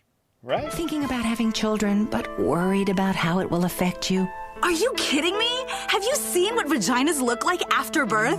No way. Babies are too much of a gamble. Who wants to risk having a baby that's slow or ugly when you can order one off of the internet? I love babiesovernight.com. That's right, babiesovernight.com. 9 months is too long to wait for happiness. And if you aren't completely satisfied with the baby you receive, dispose of it carefully and we'll send another.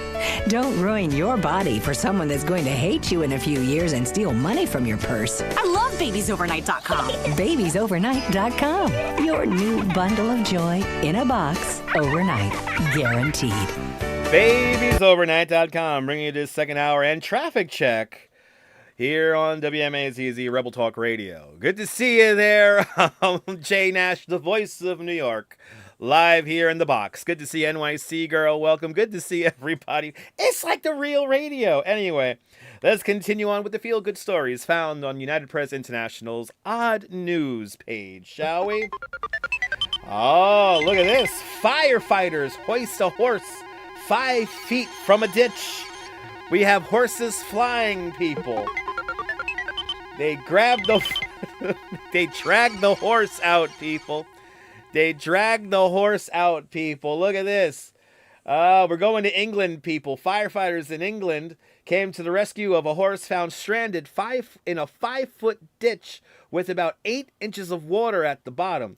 Staffordshire Fire and Rescue Services said back on Tuesday, April 22nd, that the news that crews responded last week to a livery in Wheaton Aston on a report of a horse in distress.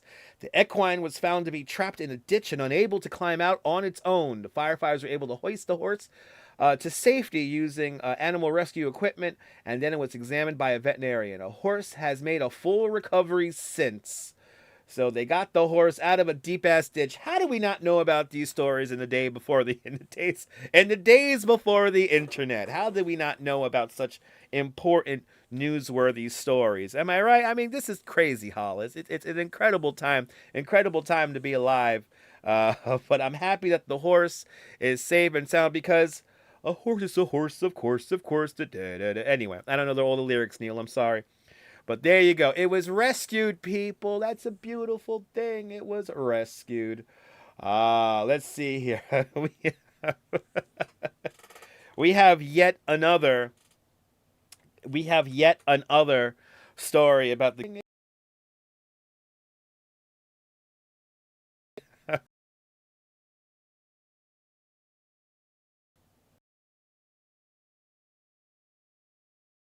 book record. Australian woman's collection of minions earns a world record. So if you're into collecting, people, you can collect anything. But that's not a big collection of minions. What kind of bullshit is that? She got a lot. Come on, these people have more minions than that. An Australian woman earned a Guinness World Book record with her collection of 1,035 minions. That's bullshit. There's somebody out there with 2,000 minions. The little yellow mischief makers from the Despicable Me franchise, if you don't know who minions are. The Western Australian resident Leslie Benkay said that she fell in love with minions while watching the first Despicable Me movie and started collecting the merchandise about 15 years ago.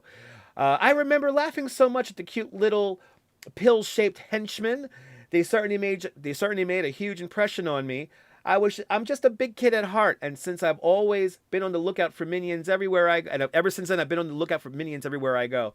My daughter says that I need another house just to store my minions, but I love being surrounded by my beautiful, bright yellow smiles. They are in every room, on every spare wall. Benke said that while some are more casual fans might find the minions interchangeable, she has a clear favorite. My favorite is Stewer, the sassy, one-eyed minion with attitude. He is the one I have tattooed on my arm, and so many people and kids comment on the tattoo. We start talking about our mutual love of minions. There's somebody with more minions than this. I don't know about this, people. I feel like there's people with more minions than this. But what are you going to do with all those? You're going to have fun with them. You know, the minions are fun. Wait, I have a minion. If I could grab one here. I have a minion. You guys want to see a minion? I have a minion. Ah! I have them all. We have them all over our bedroom here, people. Aren't minions so cute? We have this guy right here. I don't know what he does. You see a Pez dispenser? I forgot what this is. Oh, yeah, it's like a lollipop. It's like a lollipop. Anyway, I got a minion right here. So, yeah, minions. Everybody loves minions, including Dutch Moz and the Duchess. We love our minions, too. But there's somebody with more minions than this. I don't believe that you could only have 1,035 pieces of Minions memorabilia. There's somebody with like 4,000. I could guarantee you this. Minions are lovable. They're you know, they don't cause any harm. You know, right? You like to see that New York City apartment? Yeah, right? If I only turn the camera this way right here, you'll be shocked. But anyway, there are people with bigger minion collections than that. I don't believe that. I claim balderdash on that story. I claim balderdash on that story. I don't believe that one bit. You wouldn't want to be staring at those all night? I mean, I'm surrounded by Pikachus, and I love it. I find it calming and relaxing. And you know, she could build a house and then add them as some mortar. Well, I mean, anyway, she could. Chucky is scary. I'm still scared of Chucky. Chucky scares the crap out of me. I don't care what anyone says. Chucky and clowns have always scared the crap out of me. Right? Another stupid Guinness World Book Records attempt. Who makes this shit up? Come on, people. Did something happen on the internet? We're just wacky stories, Jim. Good to see you, Jim. Wacky stories we're finding here on the internet today. Let's go around the Earth cameras really quick. Let me get some background music here, so we could talk. So I could talk and not sound weird. Chatty Cathy's. Rainy day here in New York City. Kind of crappy. 59 degrees. 59. The Brooklyn Bridge camera's staring at a wall. Don't know why, but they're staring at a wall. There's our Midtown camera from the top of the Empire State Building. It's a rainy day here. It's kind of drizzly, kind of crappy. Here's Coney Island. I think the rides are running. So if you want to ride the rides with no lines, come out to Coney Island today. Checking out the weather radar. Not that heavy. Heavier stuff coming in probably another hour or two. Still fairly light, but still not the best day to be outside. And more importantly, not doing a bicycle tour in the rain is not fun. As we go around the traffic cameras, or traffic map, we don't have cameras yet. We're going to get traffic cameras eventually soon. See, there you go. Mr. Metalhead has 4,555 CDs. Minions. Who has the biggest CD collection out there? So far, Mr. Metalhead's way ahead of the game. Anyway, lots of traffic. Ooh, a lot of traffic here in the side streets by Prospect Park here. Parkside Avenue is completely slammed. So take the Q train up there. Belt Parkway is still looking like crap. So take the train as well. And getting in and out of JFK, not exactly the easiest today. A lot of traffic on the Rams coming in and out, especially outbound, actually. Got a lot of traffic going outbound from the airport at the moment. And up by LaGuardia here, not looking too great as well. Solid traffic here in the Grand Central. Have an incident on the RFK Bridge. Looks like the incident over at the Queensboro Bridge has cleared up. Got a couple of incidents going on over at the Holland Tunnel. Lincoln Tunnel is your better bet. And a couple of other incidents going on by the George Washington Bridge. This traffic check brought to us by babiesovernight.com. So Coney Island Gym. I would expect Coney Island Gym to have that many CDs. 11,236. I would expect Coney Island Gym to have that many. That is a true library and encyclopedia of music. It is 3:35 in the afternoon here in New York City, 35 minutes past the hour all around the world. Welcome on into the show, everybody. Let's get to some more stories. A dog was rescued from a commuter train. Commuter train tracks in Massachusetts. This is back on April 24th here. A dog was rescued from commuter train tracks in Massachusetts. This little guy right here deciding to run out on tracks. Animal control personnel in Massachusetts City came to the rescue of a dog seen wandering on the commuter tracks behind a casino because the dog wanted to gamble. The Everett Animal Control said on social media that employees at the Encore Casino spotted the small white dog wandering around the Massachusetts Bay Transportation Authority's commuter rail tracks behind the casino. An officer responded to the area and were able to wrangle the little guy after an extended period of time, Animal Control said. The officer discovered a length of leash tied onto the tracks that apparently he got chewed through by the canine there. Animal Control is asking anyone with information about the dog to contact Everett Police, so we don't know who he is. Oh, I hope he found his home in the last couple of weeks here. But he was running around. He wanted to go gambling, people. He wanted to go gambling, and he ended up on the train tracks, the little guy. But at least he's safe, and hopefully somebody will recover him. And yeah, oh, poor guy. Oh my goodness, people. Poor little guy. Yeah, that's an Everett. There we go. Yeah, the poor little thing. It's an ugly casino. I haven't seen a casino that's beautiful yet. But amongst Coney Island Gym's 11,236 CDs, he has over 2,000 16mm films. Coney Island Gym, a true connoisseur of all things media. He even has Coney Island Gym has a Scopatone machine in his living room. It's quite the impressive piece of technology. I'm always very excited about it. But yeah, I hope he's okay too, April. I hope the sweet baby's okay. Poor little guy. He just wanted to go gambling. You know. That's all he wanted. I think we could all agree. Oh, here we go. We got some more. I'm grabbing some more stories here. Let's grab some more stories here. Okay. Boom. Got some more stories. What a cutie, right? Dead media. It's not dead media if you're still using it. Is dead media really dead media if you have it in your house? Like, you don't... Is media still alive if we just own it and maintain a roof over it, you know? Like, dead media is like a CD found in the streets somewhere, you know what I mean? As long as you house it in a proper case and it should be fine. It should be fine, people. It should be fine. We're almost to 100 likes. Let's go. Oh my goodness. You guys actually like this nonsense. I appreciate that. And for all you people watching, I thank you for that. More stories from the internet coming up. We saw some GTA action in the first hour of the show. There's something else I want to show you guys, but I gotta hopefully remember it. But let's bring on the stories from the obsolete media. Yeah, maybe obsolete media is a better legacy media. I like legacy media better. Legacy media is the best media. Good to see you, Colleen. It's okay, no notification. We're hanging out for another hour or two here, so we're good.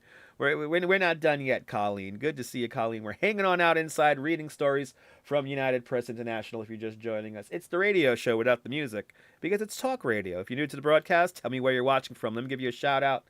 And let's see here. We have angry animal news, people. A ferocious woodpecker damages 25 vehicles in Massachusetts. We're going back to Massachusetts, everybody. This happened on April 25th, 2025. This little guy here caused a lot of craziness. A Massachusetts town is under siege from an apparently territorial peatlet woodpecker. Is being blamed with damaging more than 25 vehicles in the area. Rockport resident Janelle Flavioro managed to capture a photo of the corporate caught in the act of targeting a vehicle with his jackhammer-like beak. We have a vandal in the neighborhood, she said, and he was described as 18 to 24 inches tall, wearing black and a white with red hat. Flavioro said that she knows of at least 25 vehicles that have been targeted by the bird, usually on the side view mirrors and windows. The woodpecker showed up and landed on the windshield wipers of an RV in our yard and was looking at its reflection. And we were like, you know what? I bet he's the one that damaged the mirrors as well, she said. She told NBC News. Some residents have started protecting their mirrors with plastic wraps or sweaters while the vehicles are not in use. Mike Foster said the woodpecker cracked his passenger side window while he was sitting in his pickup truck. It landed on the window, he said, and I thought it was my girlfriend tapping on the window. I was like, oh, am I in trouble? And it was staring right at me in my eyes for a solid 30 seconds. Matthew Flugier, a co-director of the Ecological and Evolutionary Biology graduate program at Brown University, said the woodpecker's behavior can likely be explained by the current mating season, in which the male species are known to become fiercely territorial. They're a ferocious bird and they're really strong, he said, and it's a biochemical equivalent of a hammer. Ron Magel, Zoo Miami's communications director, agreed that the mating season is likely to blame. He said that it makes sense for the woodpecker to be targeting reflective surfaces. If they see their reflection of themselves, they don't understand it's a reflection. They think it's a competitor. And so this little guy here damaging all the cars. He's not a fan of the cars, people. He's not a fan of the cars. But you have this beautiful little town here. And let's see here. There's our little guy. There's our little guy right there. Oh, isn't he the cutest? Woody Woodpecker's out. A poor bird was unsatisfied with its own appearance, so he bashed out the windows, showing his reflection, people. Little Woody Woodpecker. I think today's show actually used Woody Woodpecker as a reference here. Right? Yeah, of course, yeah. Of course, NBC has a breakout Woody Woodpecker coverage here. But yes, this little guy causing complete havoc in the neighborhood here, destroying vehicles. Hopefully he found the mate over the last month, and hopefully he's nice and happy, making more babies and whatnot. So, today's feel-good story of the day. He destroys all the vehicles with haste. Right, laughing at the Woody Woodpecker. There you go. There you go. You got your Woody Woodpecker laugh. Just like that, people. Just like that. And anyway, yeah, very asocial behavior, right? Very asocial behavior, right? It looks different than the other. I think it might be the colors there. I don't know. They're taking pictures. I don't know, Ollie. It's a woodpecker that was damaging vehicles. It's a cute story. It's a feel-good story if you don't like automobiles. Or anything that consumes gasoline. Let's take down the patriarchy, everyone. You're right, your toddler likes Woody Woodpecker. I like Woody Woodpecker myself. Right, another frustrated individual. He should hang out with that Meacham character. They'll have a good time, people, right? But all the bird stories, you gotta love them. Good to see everybody. Welcome, everybody. Oh, as we try to get us, let's go to the weather. Raining here in New York City. We keep on getting colder here at the studios now. 57 degrees. We started the show at 61. Now we're at 57 degrees. So it feels like 55. What the hell? I'm gonna make myself a coffee. 100 people with beautiful taste have hit the like button. Thank you guys so much for hitting that like button. I'm glad you guys are enjoying our little format here of my indoor show this week on the internet. You know how it goes. It's hot in New England. Turn on the AC. It's cold here in New York. Break out the coffee. More animal stories coming up. And I think we have another story with a dog here coming up. Yes, it's a dog story. As we keep on reading the weird and odd news stories, courtesy of United Press International. We actually ran out of stories. I'm going back a month now. Anyway, it's new to me. Rebel Radio News Time now is 46 minutes past the hour. It is 3:46 in the afternoon here in a very rainy and drizzly New York City. Let's continue on with the news, everybody. Possum pooches shred the waves at a Florida dog surfing festival. Why did I get the memo for this? I want to see this. Look at it. Oh, we got some great video here coming up here on April 25th. Canines conquered the waves in Florida for the Brevard Humane Society's 13th annual East Coast Dog Surfing Festival.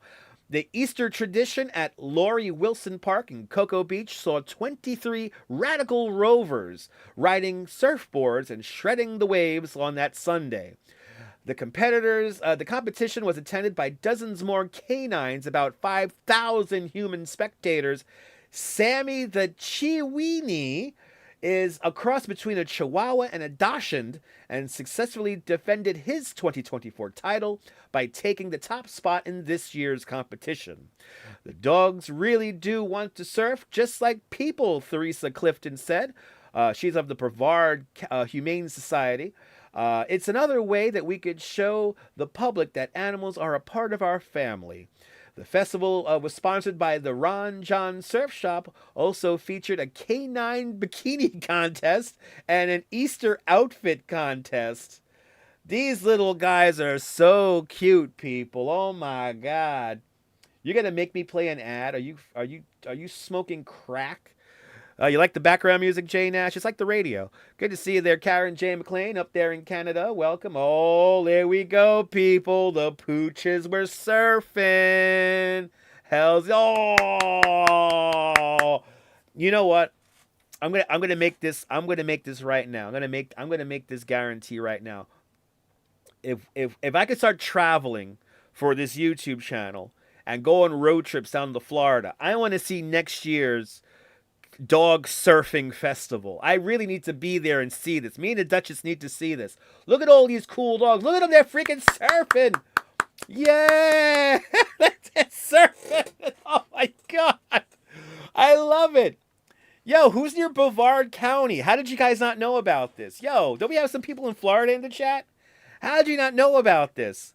Holy shit. Look at this. Look at these guys. They got a hat on and everything. A bikini contest for dogs. Hey, listen, anything is possible in the United States. Look at this little guy. Oh my God. Oh, I need to see this. I need to see this. I need to see this. And I love that all the dogs have sunglasses on too. Oh, I mean, the water looks warm too. And we got our winners here. Is this video of the winners? Of maneuvering with the board and taking the ride. It's all about the ride. It's all about taking the ride. Sammy. Yes, Sammy. Good job, Bubba. Look at this little guy. He's so cute. Can't say no to a dog. Sammy, Sammy, Sammy. This is Shark and Sammy. Oh, he's so cute. This is his second year in a row winning. He is a Chiweenie. He is 10 years old. And I think he's ready for a nap. Danette, Anthony, let's make that happen. Let's do it. Let's do it. Let's do it, Anthony. Good to see you. Everyone follow Danette and Anthony. Two fantastic humans from Queens. Follow Danette and Anthony on their coffee and cake-fueled adventures around New York City and beyond. But good to see you, Danette and Anthony. Welcome. Good to see you, Anthony. Yes, we need to do that. What do you say, Anthony? Let's go down to Florida and go see the canine event. I want to see dogs surfing. What a cutie, right? And people in Florida, why haven't you told me about a dog surfing event? It's Brevard County. Isn't that like a popular county in that state of Florida? Let's start a dog surfing club in Coney Island. That's an idea, Danette and Anthony. That's an idea, Anthony. That is an idea. That is an idea. I think we should start a dog. You hear that, people? Do you have a dog that likes to surf and you live here in the Tri-State area? Well, please feel free to message me on Instagram, and we'll try to get a dog surfing. He did look a little exhausted, though. It might be the sun. It's hot down there in Florida. But hey, listen, they're two awesome. Yes, indeed, Strawberry. They're two awesome people and great content creators. But oh my God, a dog surfing event. I want to go to a dog surfing event. Oh my God. They maneuvered. They maneuvered, Oleg. They're maneuvering. They know what they're doing. They're maneuvering around. It's a beautiful thing. Anyway. Oh my goodness. All right, let's get back to now we have a non-animal story, people. So Barks and the Boardwalk. I like that. Barks and Boardwalk. That kind of reminds me of one of my favorite amusement parks of all time, which failed, of course, is who remembers Boardwalk in baseball? Barks and Boardwalk. Yeah. The Barks and Boardwalk. Apple Martini, I think we may have stumbled onto something. So, thank you so much, Anthony. Anthony, that's a good title, right? I agree. Apple Martini nailed it. Barks and Boardwalk. So, we'll come out. Let's start a dog surfing competition here in Coney. If you have a dog that likes the water, we'll do a dog surfing competition, and we'll get everyone's dogs together. We have plenty of time. The summer's just beginning. So, anyway. Let's get back to the news, everyone. Back to the news. A tourist wins a lottery prize of over $3 million while visiting Chicago. Oh, man. So a tourist back in April 25th, 2025 won a lottery prize of over $3.1 million. Jesus Christ. A tourist visiting Chicago made a stop at a local store and won a prize worth $3,188,104 from the Illinois lottery. The visitor, nicknamed Traveling Treasure, told the Illinois lottery officials that he came to Chicago to see the popular tourist sites. I've been in Chicago before, but I never had the chance to explore the tourist spots. So on this trip, I made sure to see as much as I could. I visited the sky deck at the Willis Tower. I checked out some filming locations from Ferris Bueller's Day Off. And of course, I couldn't leave without seeing the Bean. The man stopped at a Comai Wine and Liquor on North Cumberland Avenue during his trip and bought a Fast Play Ultimate Diamond Jackpot ticket. Before heading back to the hotel one evening, I stopped at a nearby convenience store and noticed the Ultimate Diamond Jackpot had a pretty high prize amount at the time, so I decided to try my luck and I bought a ticket. When I got back to the hotel and checked it, I saw that I won the jackpot, over $3 million. It was a moment of shock and awe, and I completely froze. Traveling Treasure said that he already has big plans for his winnings. I've been wanting to buy a house for a while, but now with the expensive real estate these days, it just hasn't been possible. Then I recently found out my landlord was selling my apartments. I've been renting, so now I'm able to move out. I feel incredibly lucky. This win couldn't have come at a better time. That is, I hopefully they didn't owe any child support, but hey, at least able to stay anonymous, unlike in California. But hey, congratulations to the traveling treasure for a jackpot of $3.188 million. Let's see here. We got what do we see there? Hold on. Let me get some background music because we're gonna yap. Mrs. Babbage, please. Yeah, Dick Dale. Dick Dale them with the music. Yeah, right. Did I hear about the Texas? Texas refused to pay a lady who won $80 million. Let's look it up.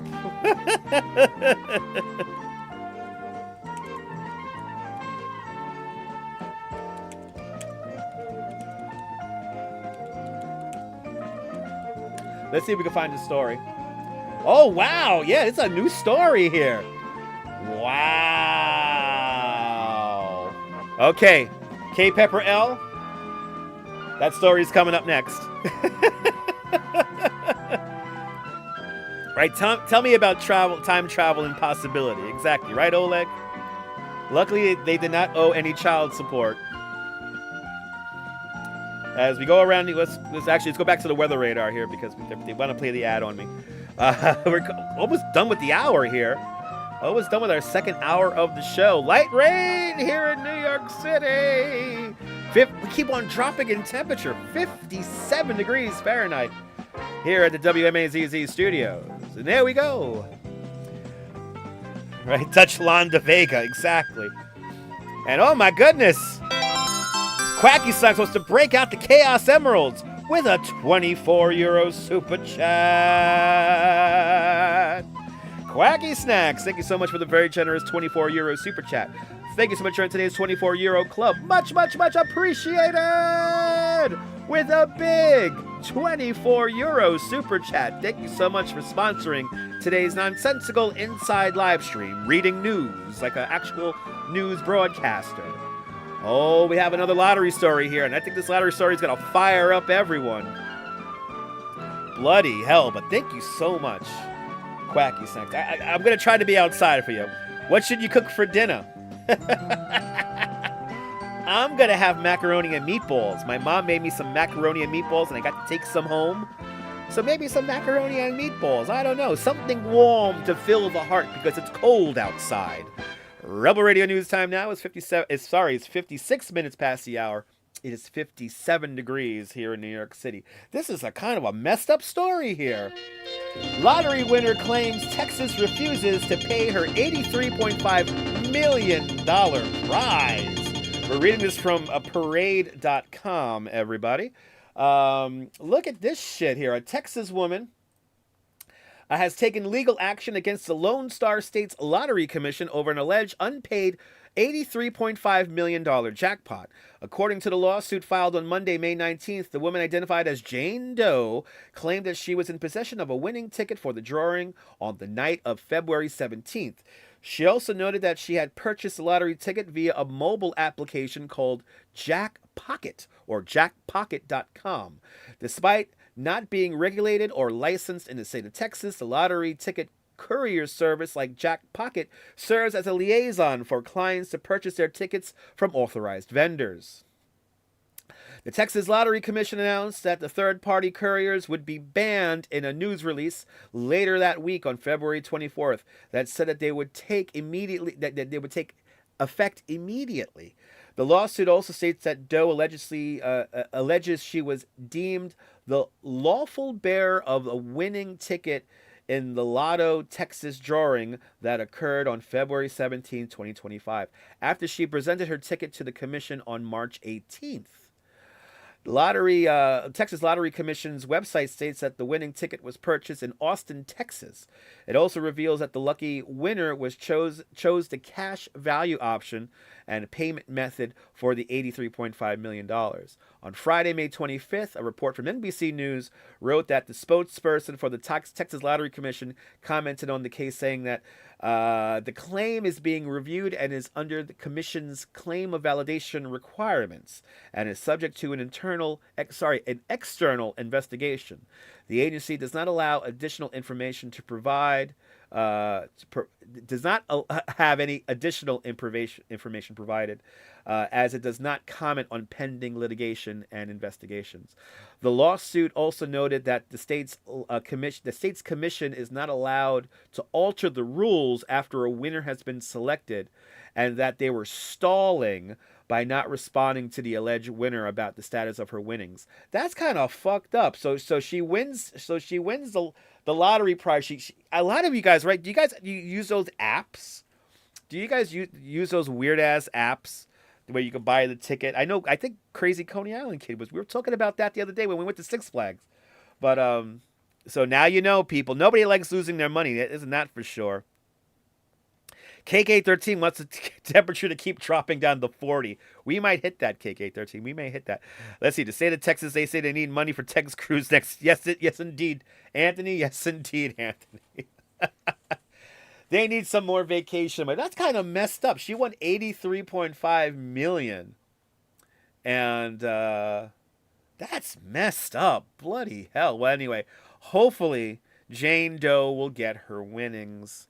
Wow, craziness. That is a crazy news. What was that there? K Pepper L. Thank you so much for that news. What else did people hear? Guess what? Might as well. Let's finish off. Let's do one more half hour. And as always, it is the top of the hour.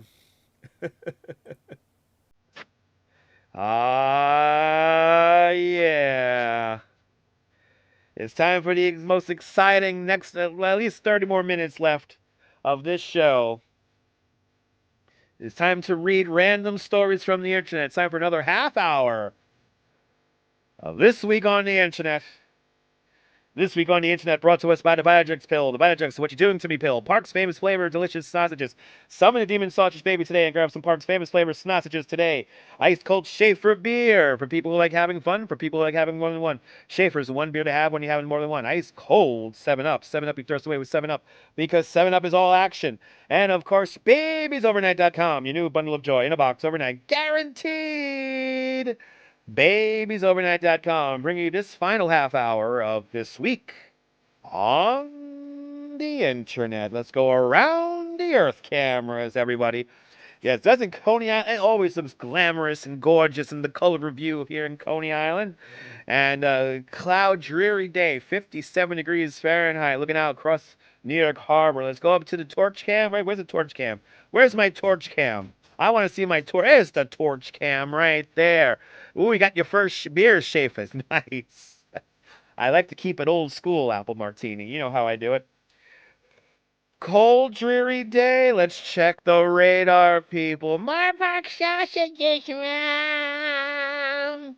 Oh, the rain is getting heavy. 57 degrees with the wind coming out of the south-southeast at 9 miles an hour, gusting up to 11 miles an hour. It's a windy and cold day here in New York City.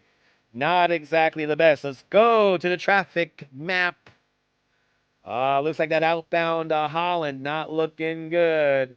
And it looks like we're getting a little bit more outbound traffic on the Brooklyn Battery Tunnel.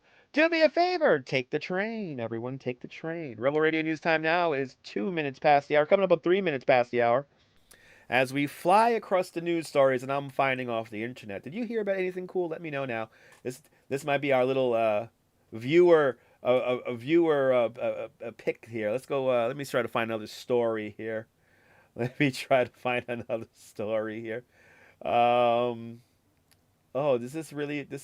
this really happen? This happened on May 1st. Let's do it, Mrs. Babbage. All right, we found another wacky story. On May 1st, a Florida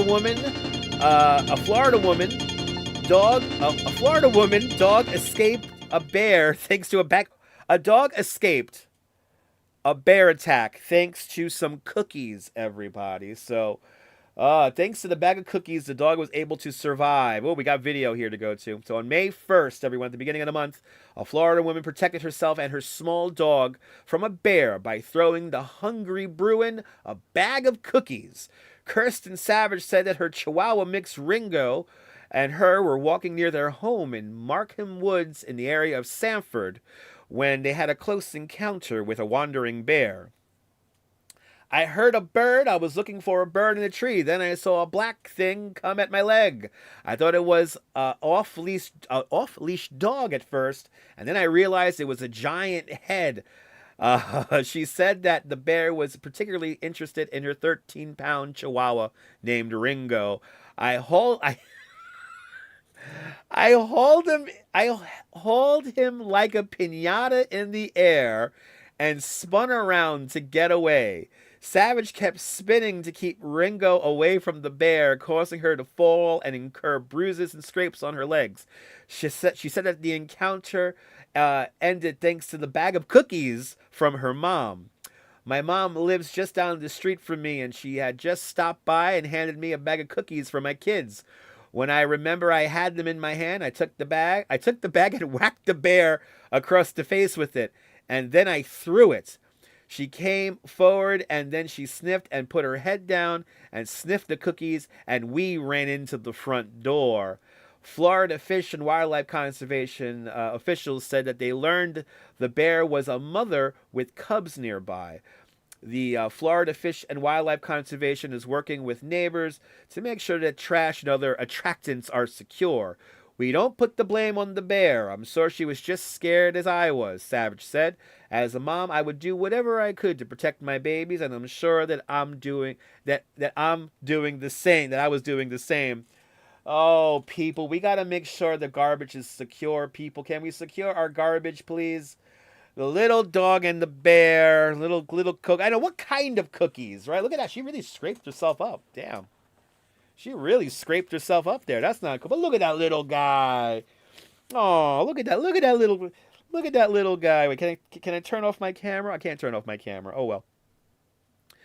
Look at that little guy. Let's see here. What is she saying here?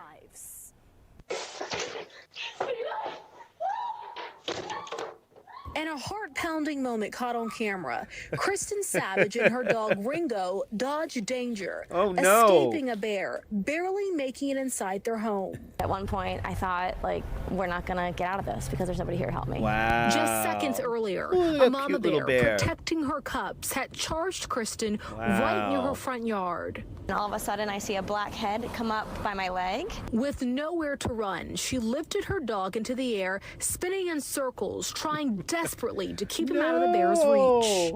I held him like a piñata in the air, and I spun around to get him away. As panic set in, he was in her mouth at one point. Oh my God! Something her mom had handed her just minutes before: a bag of cookies. I threw the bag at her, and she stopped for a minute. She went towards us, then she stopped and went back and sniffed the cookies. As soon as she was distracted by the cookies, I ran to the front door. Those cookies giving her the few precious seconds she needed to escape. Wildlife officials say bear encounters are becoming more common, especially in the spring, when mothers protect their cubs. If I take the dog out, I have to come out with like pots and pans. Kristen says she doesn't blame the bear. No. She understands it was a mother protecting her cubs. I'm a mom myself, so if I ever thought my kids were in danger, I would fight somebody for them too. Officials say if you ever come in contact with the bear, walk away slowly. Right. Definitely don't run, and also make yourself look bigger than you actually are. That's right. For Florida Tonight, I'm Caroline Coles.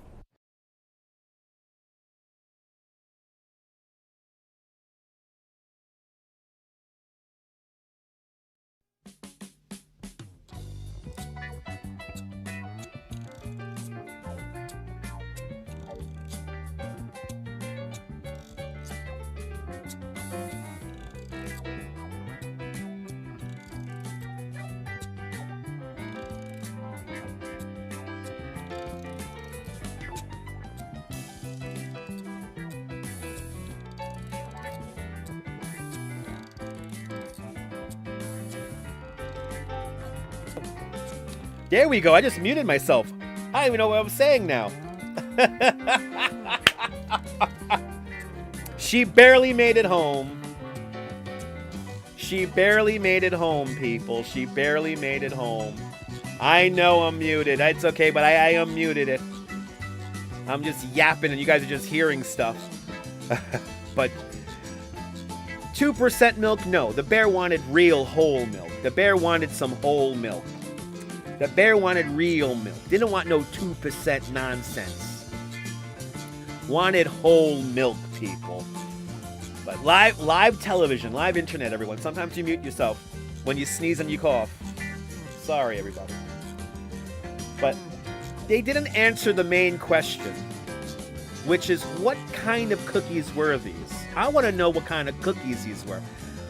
Listen, if they were Dollar General cookies, no big whoop.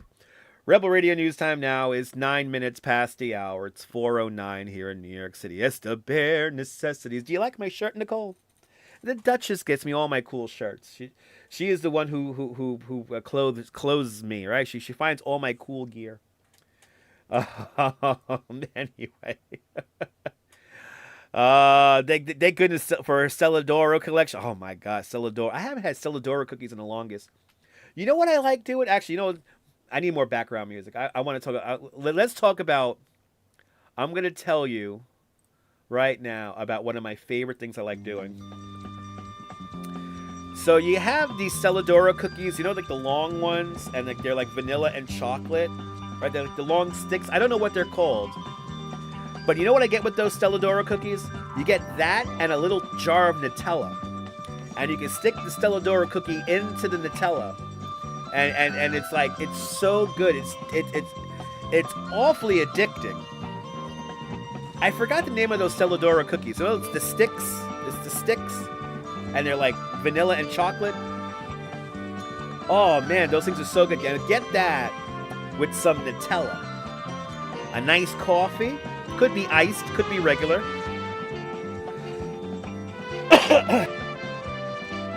That is a good time. Nutella does make the margarine cookies, the Margaret cookies. Marguerites? Those things are good. That with Nutella. I like that. I'm down with that. Yeah, it sounds like a munchie snack because it is a munchie snack. It is a munchie snack. It is. I could put my face in Nutella too. Nutella with toasted rye bread is my weakness. I can live off that. And if you have Nutella, don't drive your car through a parade. Remember that, people. If we learned anything on today's live stream, is that if you have Nutella, you don't drive through a crowd. I think we could all agree on this, people. You like those cookies that are sold in sewing kits, right? Wait, I have some of those cookies. Hold on. I have some of those cookies. All right, talking about these guys. Talking about these. There are no cookies in this. There are no cookies in this. This is for Christmas. We had this for Christmas. All right. So who wants to bet? Who wants to bet? All right, let's do a bet, guys.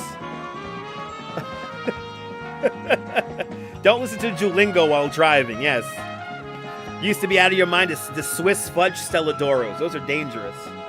The Swiss fudge. So there are no cookies in this.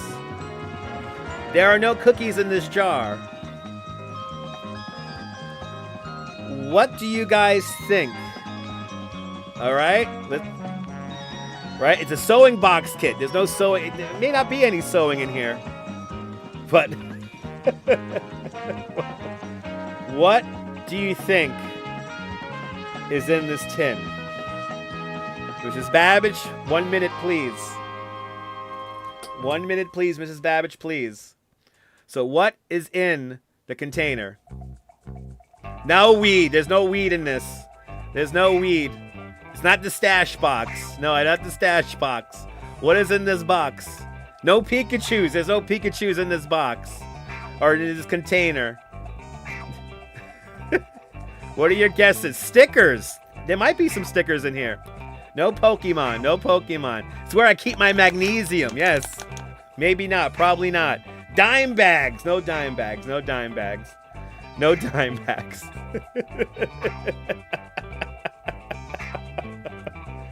All right. Any more guess? Marbles. That's a good guess, but no, I don't think there's any marbles and no papers. I don't use rolling papers. It's a Hydrax in here. Stamps. You like the music, Kim? No gummies. No gummies.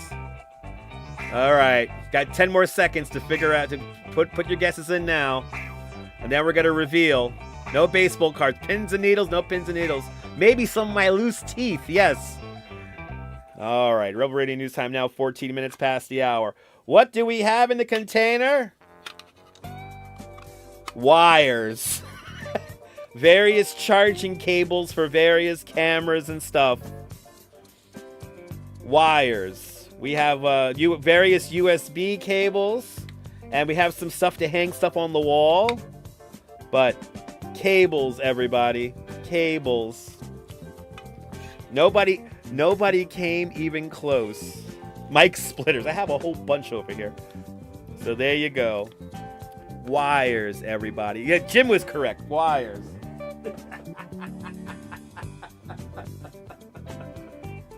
I have so many props all at my hand. So apple martini, there you go. Wires, people. USB cables of all sorts and sizes. Right? Did Apple get it? Thank you. So apple martini. Right? Phone cord charge. Yes, apple martini nailed it. Phone cord chargers. Yes, and it's not labeled. It's not labeled. Yeah, loose mystery cable. Coney Island Jim and apple martini. Loose cables and phone cords and chargers. You get 10,000 internet points. And don't forget to you get your you're going to get to you a free certificate for babyovernight.com. Your new bundle of joy in a box overnight guaranteed. Babiesovernight.com. You get your baby. You get your baby.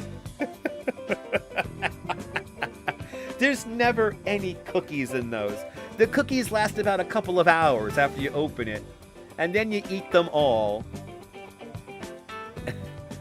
But yes, indeed, cake. A nerd box. That could sound so dirty. You can play with my nerd box. Can you play with my nerd box?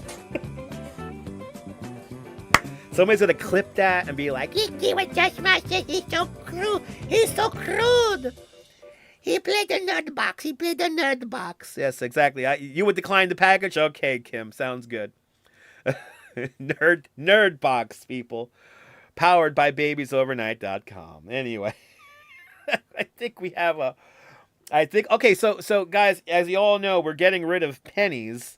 So here is a story about truly some loose change. I deleted cookies before. I deleted cookies all the time before it became mainstream. Yeah, me too. Me too. I deleted cookies all the time. Yeah, you pick them, we pack them, we raise them. Exactly. Exactly, Anthony. Exactly. Overturned truck covers a Texas highway in 8 million dimes. This is a lot of money. Excuse me, on April 30th, 2025 here, the Texas Department of Transportation took on an unusual cleanup operation after an overturned truck lost its load of 8 million dimes. That's $800,000 worth of change. The Texas Department of Public Safety said the 18-wheeler rolled onto its side in the southbound lanes of US 81/287 near the Farm Road 1655 exit in Alvord. Say that 10 times fast. The department said that the truck had gone off the road and the driver overcorrected, causing the vehicle to overturn. The driver and passenger were taken to the hospital with only minor injuries, and the Alvord Fire Department confirmed that the truck lost its load of 8 million freshly minted dimes. The highway was closed for several hours while the Department of Transportation and crews cleaned up the loose change. An awful lot of loose change. Cleanup is underway after millions of dimes. Millions of dimes. 287 in they vacuumed them up. A semi. Wow, they had to put those bad boys. Look at this whole thing all opened up. WFA's Adriana De Alba is live on the scene with what went wrong. Adriana, what the hell went wrong?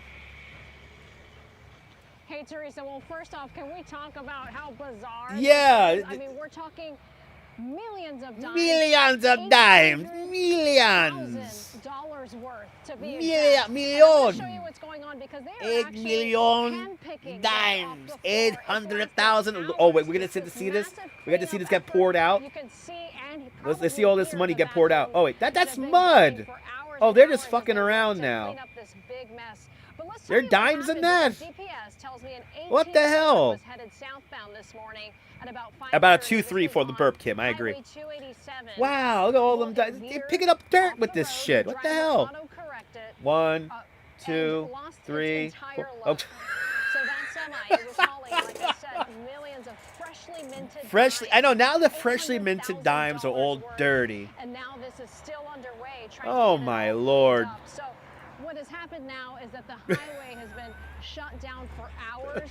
We are getting close to rush hour. Yeah, right. Gotta get getting close to rush hour. Can't have all these dimes and all the dirt in the street. Oh my god. Hey, there's a dime over there. I just took a couple of dimes. I'm gonna toss it over now to Stacia. Okay, thanks so much for that update, Adriana. Yeah, you spill close to $1 million worth of dimes across the highway. It's going to take a minute to clean it up. So again, as you heard, this has been going on since 5:30 this morning. God damn, it's like it closed the whole goddamn highway. Lanes of Highway US 287. I don't know how much is going on over there in Alvord, but hopefully, I know, right? Stop calling wigs, stop calling dimes. That's right, women dimes. That's right. A bloody hell. Kim Jensen just gave me $20 super chat, all in dimes. And Kim Jensen with a $20 super chat. Kim, thank you so much for the very generous $20 super chat. Thank you so much for joining today's $20 club. Much, much, much appreciated. With a very generous $20 super chat. That is all in dimes. 1, 2, 3. Wait, thank you so much, Kim, for all these beautiful dimes. And thank you so much for a $20 super chat, all in dimes. You know somebody stole that shit. You know they didn't find all them dimes. Right? Come on, how many dimes did they lose on that one? Oh my god, I love Coinstar machines. They may take a little chunk out of it, but I like them. You just get a big bag of coins. Get a big bag of coins. There are only real dime bags, right? Is weed legal in Texas? I don't know. Oh man, people. You know they lost some of those. Something tells me they lost a few of those. I don't know, man.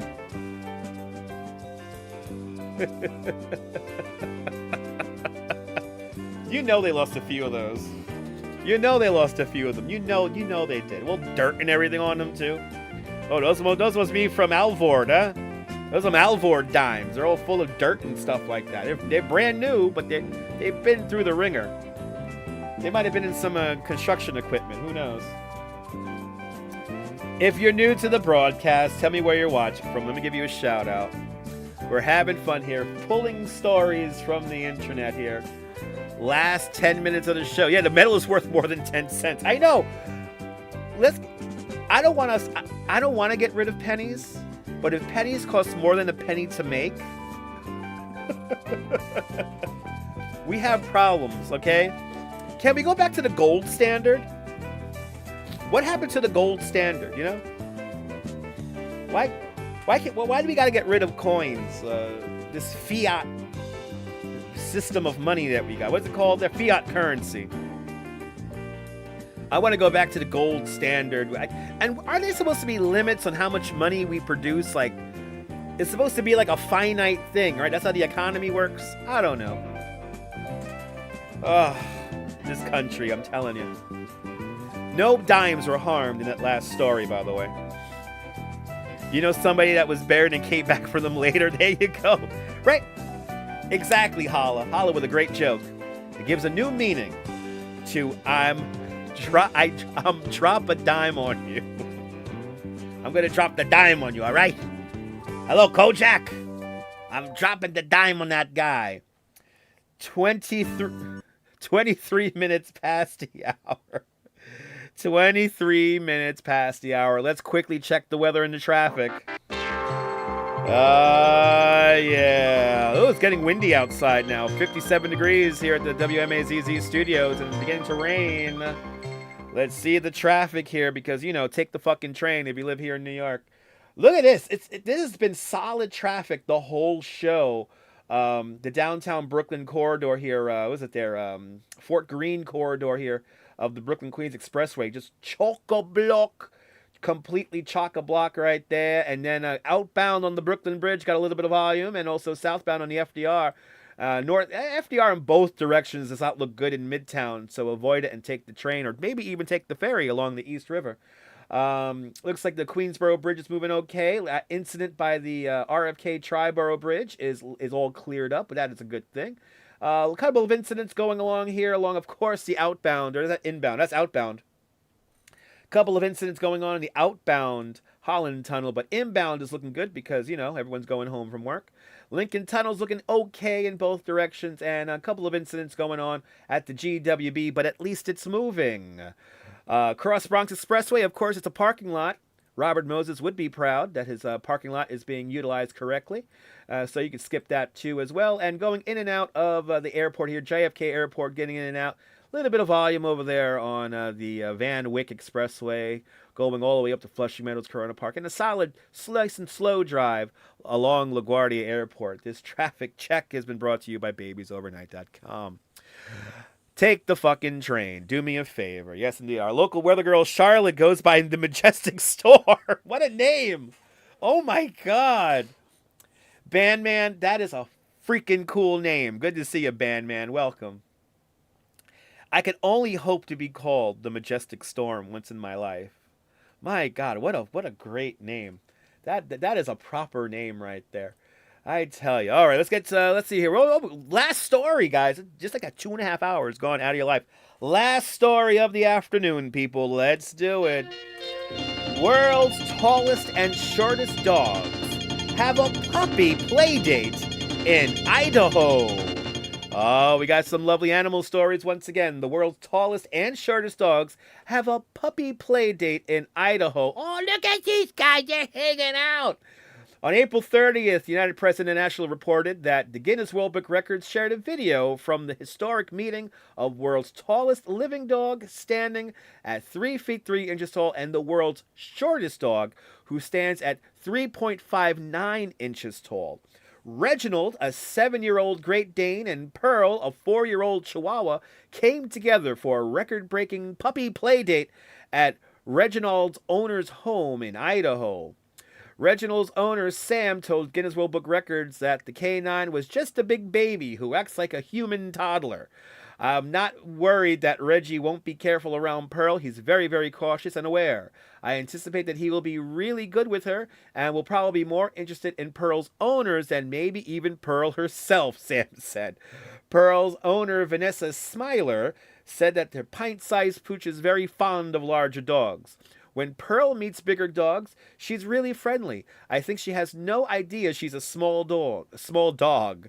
Normally, she's really playful with big dogs. She just wants to be around them. The two canines were introduced on the couch at Reggie's home and quickly hit it off. Let's go to the videotape. Oh, look at this. Oh, my God. I want to go to this house and hang out. This is the tallest living dog there, 3 feet 3 inches tall. Look at this guy. He's like a horse. Look at this. Wow, that dog is big. Reginald's personality is deceived by his name. It makes him seem a little bit more regal or like proper, but he's just a big baby. He is a big baby. He wow. acts more like he's like 3, like a human toddler. He's so he's cute. Super playful, very vocal. Yeah, look at very those eyes, much right? He'll tell you what he wants Oh when he my wants God. it. Yeah. And he loves food, as you can tell. Yeah. And he was actually the runt of his litter. From the time I got him until he was about, I'd say, 1.5 years, he just the grew. runt of the litter. Like just non-stop growth. He gets all the love, Reginald. So we've heard all of the things. I love this How story, big are his JR. poops? It's a Marmaduke. We hear a lot. Where's his saddle? Do you ride him? The third one is always, does he sleep in your bed with you? And our answer is always yes. Yeah, duh. But apparently, some people are shocked that I would sleep in a bed with a dog that big. That's a real life Marmaduke. And he loves cuddling, cuddle, and give lots of love. Look and at that's him. his favorite thing, I think. And then look at that, my kid!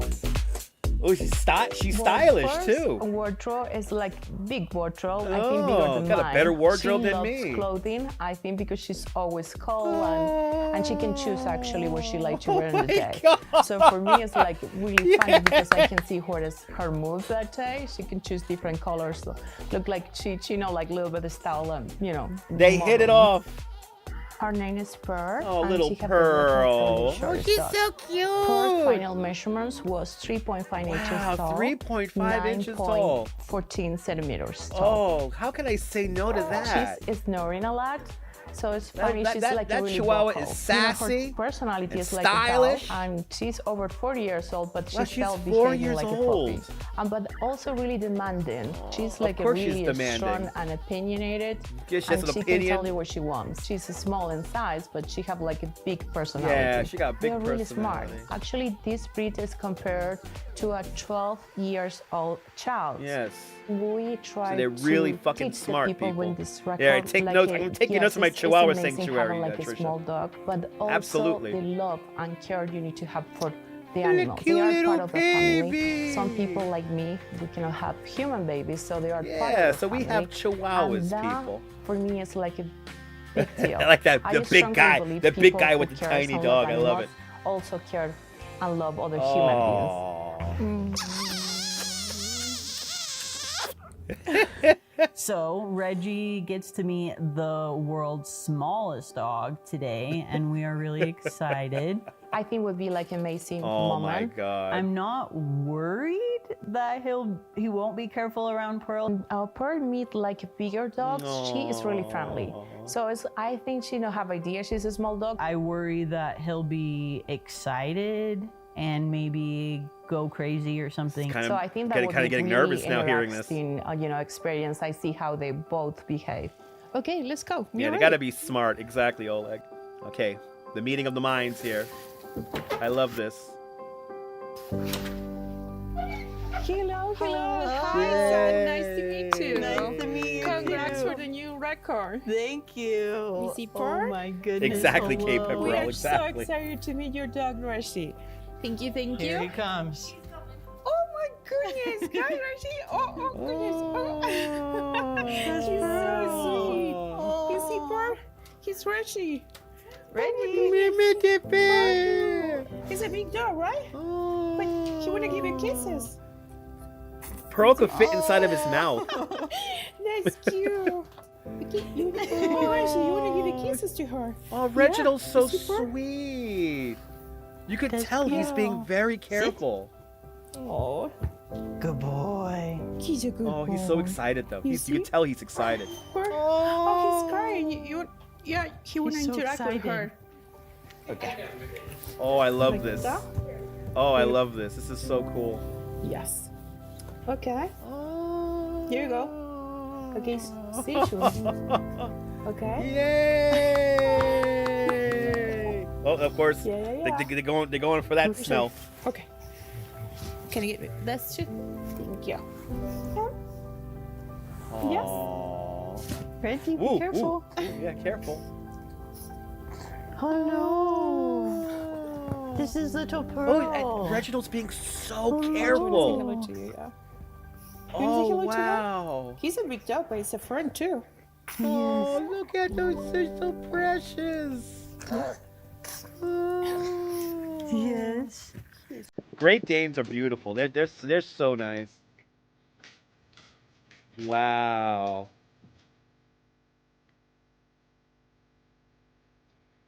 It's such a precious news. This is such a precious story. Wow.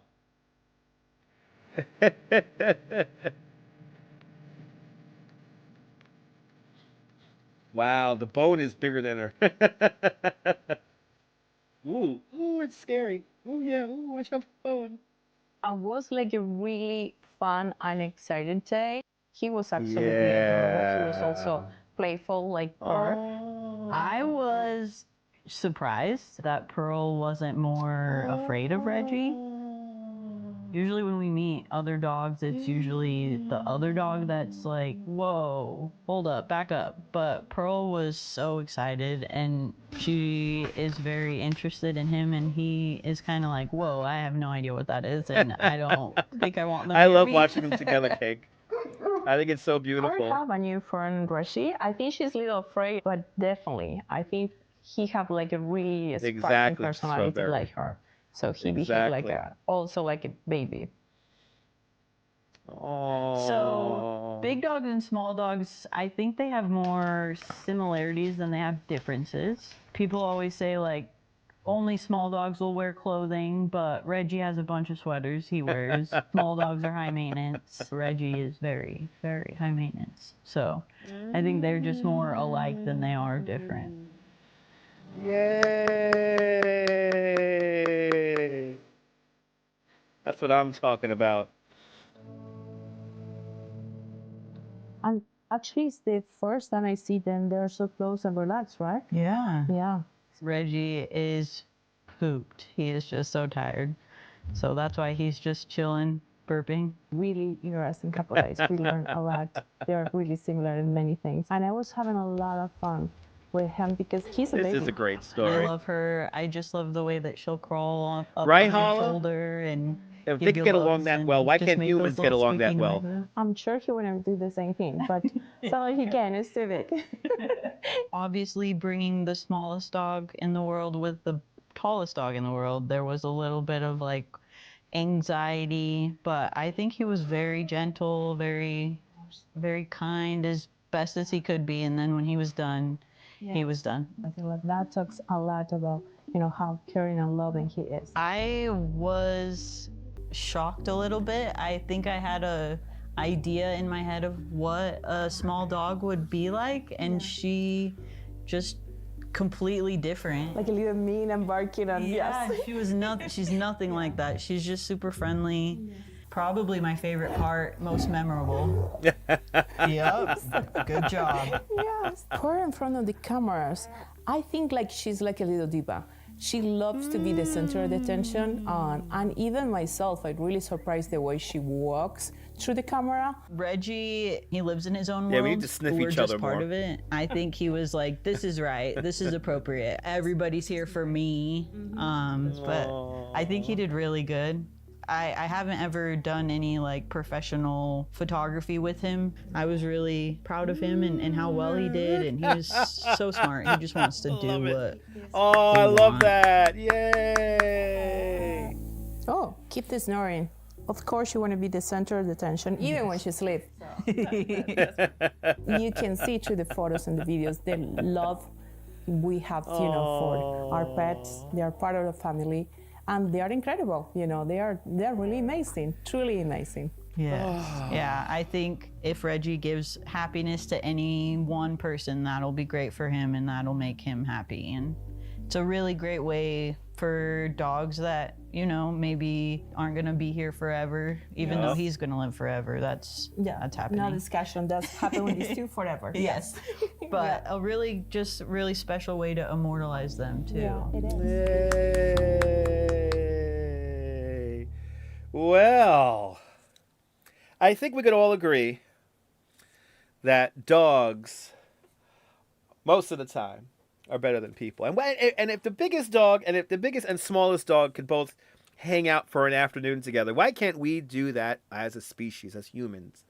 Why can't we do that? Huh? I think we're better than that, right? Come on. We could all learn a thing or two from the animals that we surround ourselves, whether it be dogs or cats or birds or snakes or whatever. Dogs make me immensely happy. Anytime I see a dog, I'm always I just love them to death. I haven't met a dog I did not like. You know, and cats now, I'm starting to love cats more and more thanks to Sideshow Cat. So I love all the cats now as well. I love all animals, let's be honest. But that is a feel-good story. I mean, why can't we get along, right? Dogs are always better than people. Every time I met a person who didn't like a dog, Nicole, they were assholes. Like, that's, if you want to be on my shit list, you know, like, oh, I don't like dogs, or I don't like cats, there's something wrong with you. I don't know what, but there's something wrong with you. Yeah, exactly. We're too busy catching pitches behind our backs. Good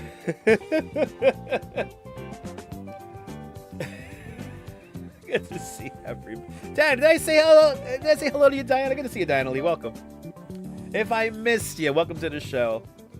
Having a nice, fun, lazy afternoon here. You're more than welcome, Colleen. We'll go for a couple of more stories. We'll do a couple of more stories here. We're picking up some dimes here on the roadway here. But every time I met a person who didn't like dogs, I'm like, yeah, no, they got problems. They're probably assholes. I don't know. I'm just saying.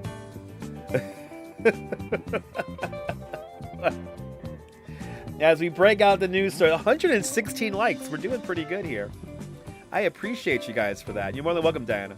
Good to see you. Good to see everybody, people. And I get it. If you're waiting for your favorite live streamer to come on in the rain, don't worry. They'll be on a little bit later. As for me, I'm not going outside. Maybe we'll be back outside tomorrow. But good to see. Good to see everyone. Okay, we got another wacky story here to talk about here. I guess we're going to do a 3-hour... Wow, all of a sudden we're going to do a 3-hour show. Look at that. Pretty cool. You're like Ellie Mae. You like the critters? Yeah, me too. I love the critters. I love the critters. They're so much better than people. They're so much better than people. Let's be honest. Yeah, if you don't like animals, right? Exactly. Exactly. Then you're the problem. Exactly, Apple Martini. Exactly. Couldn't have said it better myself, Apple Martini. Rebel Radio News time now is 40 minutes past the hour. It's 4:40 here in New York City. It's a rainy day. Let's go to traffic and weather. It is a crappy day here in New York City. As the rain begins, the rain is picking up a little bit here. 57 degrees here at the studios. And the rain is passing on through the city. Let's go around those traffic so I keep on saying traffic cameras. They're just traffic map. Look at this solid traffic here on the Grand Central Parkway going past Flushing Meadows, Corona Park. The BQE is solid right through pretty much all of Queens here. Going over to Kosciuszko here, and looks like even though there's no incidents reported, looks like we have a lot of volume traffic on the Ed Koch Queensboro Bridge at 59th Street. Outbound traffic, a little bit outbound traffic on the Queens Midtown Tunnel. But your better bet is the Williamsburg Bridge. All green going in both directions. All clear, of course, once you get down to Delancey Street. Traffic going into the Bowery. This is all pretty much normal par for the course this time of day. Manhattan Bridge looking wide open. And outbound on the Brooklyn Bridge. Got a little bit of traffic and a little bit of volume on the Hugh Carey Tunnel. This traffic and weather check brought to us by BabiesOvernight.com. Your new bundle of joy in a box overnight guaranteed. BabiesOvernight.com. Doesn't Coney Island look stunning even no matter what the weather is? Coney Island is certainly looking fantastic as it always does. It's a beautiful thing. But let's get back to the news. British Seagull boy wins a second consecutive goal screeching competition. I gotta get in on this. A British Seagull boy wins a second consecutive. Oh, look at this! Look at this shit! Oh boy, we got to go to the video tape here. On April 30th, United Press International reported that a British boy whose seagull imitating skills earned him the nickname Seagull Boy has won his second consecutive title at the European Championship for goal screeching, an event in De Palm, Belgium. Of course, this will happen in Belgium. Cooper Wallace, who's 10 years old, dressed in a seagull costume, performed his bird imitation at Sunday's competition and scored his second consecutive win in the junior category. Wallace, whose seagull screeching career began when he was bitten by one of the birds, turned out to be his only ear-piercing performer in his family, as his 7-year-old sister Shelby, aka Seagull, placed fourth. I'm very, very nervous but happy. I like being on stage. I was kind of annoyed that I didn't get the medal, but I was very happy for Cooper, Shelby said. A Danish woman, Anna Byrnold, who donned a white and yellow face paint for the event, came in first place in the adult category, and an Italian group known as Gabini Patiagini, or Partisan Seagulls, came in first in the culinary category. And let's go to the videotape, people. We have screeching people. Oh, bloody hell. Yeah.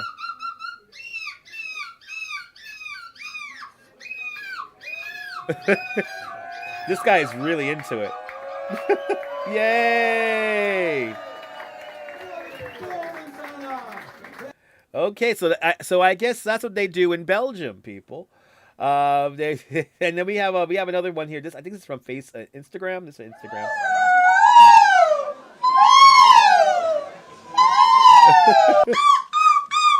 Championship. Now it has really grown to a European championship with 14 countries. Yes. It's amazing. I'm surprised, and also about the quality. Performance worked great this time. What the fuck?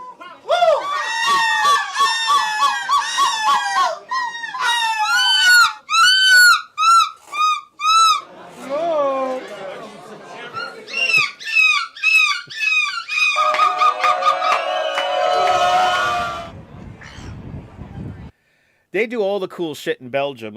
Can we agree on that? That they do all the cool shit in Belgium? How is this festival not here in Coney? We need 2 festivals here in Coney now. We need 2 of them. We need a seagull imitating competition, and we need dog surfing. Can we just combine those into one fantastic day? Oh my God, man! My Google search is being super weird. It is. But no wonder, people, as the aliens observe us from afar, aren't they realizing that, yeah, the aliens are like, nah, these people there's a lost cause over here on planet Earth. It's definitely a lost cause here on planet Earth, so... Nebul, you're neighbors with Belgium, yeah. You're neighbors with Belgium, you know how they are.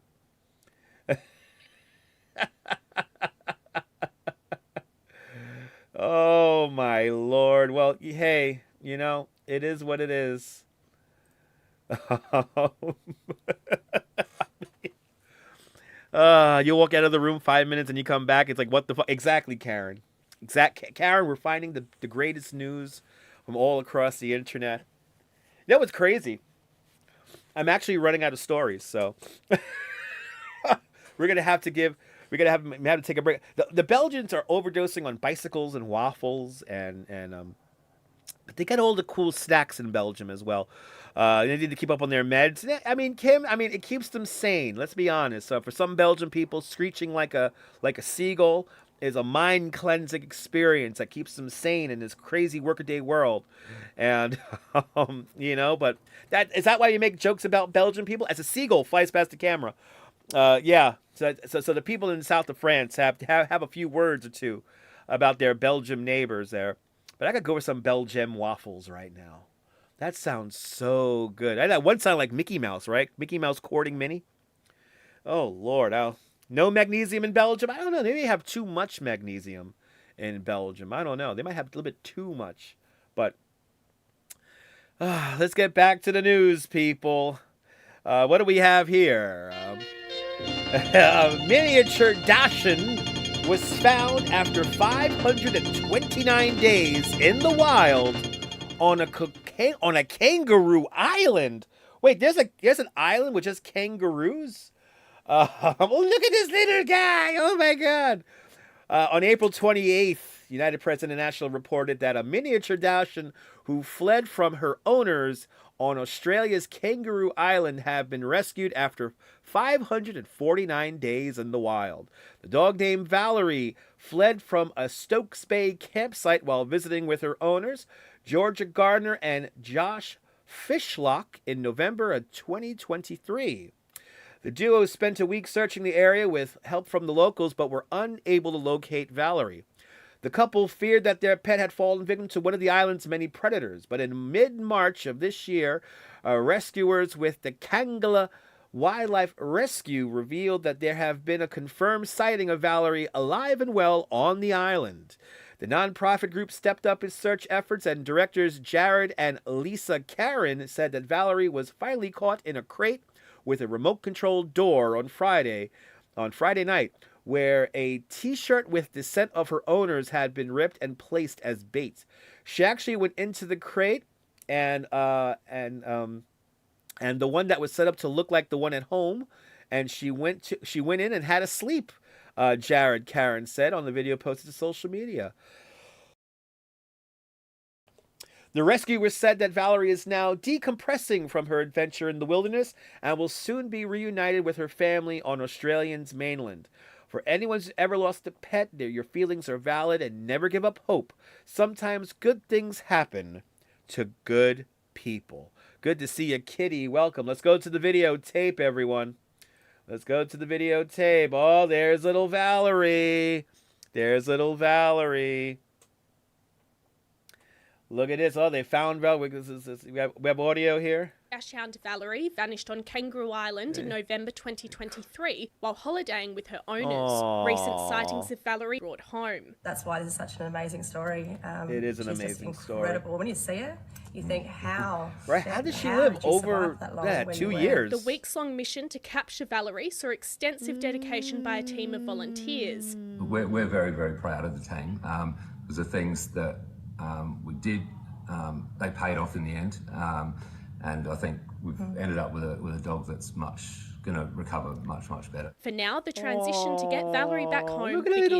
We want to return her to her beautiful owners the best way possible and not cause her any more trauma or stress, because undoubtedly out there in the 16 months or whatever, she would have gone through a lot. Valerie's owner also posting to social media expressing her joy. I'm so happy. For anyone who's ever lost a pet, your feelings are valid and never give up hope.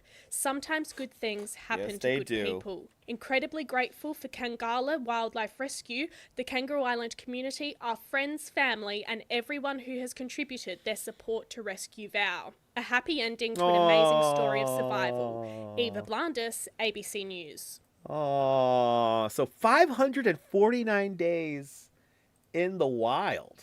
That's a long time being out there. So we're so happy Valerie is back safe and sound with her mommy and daddy. Oh, that's a nice story.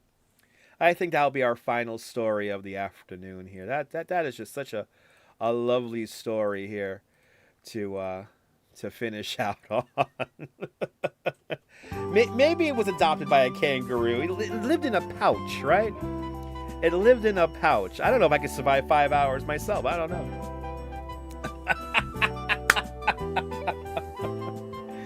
Oh my goodness. Animals.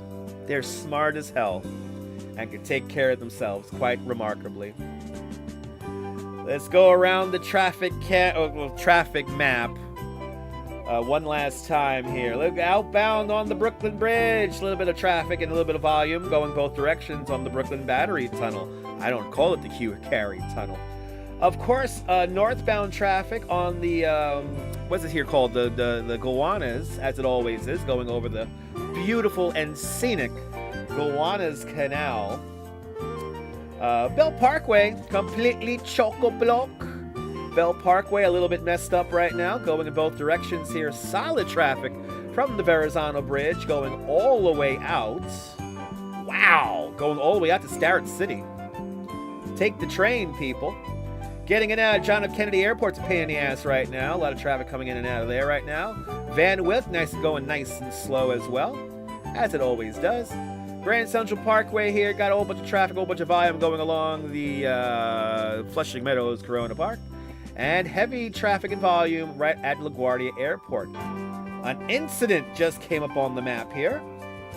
Disabled vehicle at Linden Place.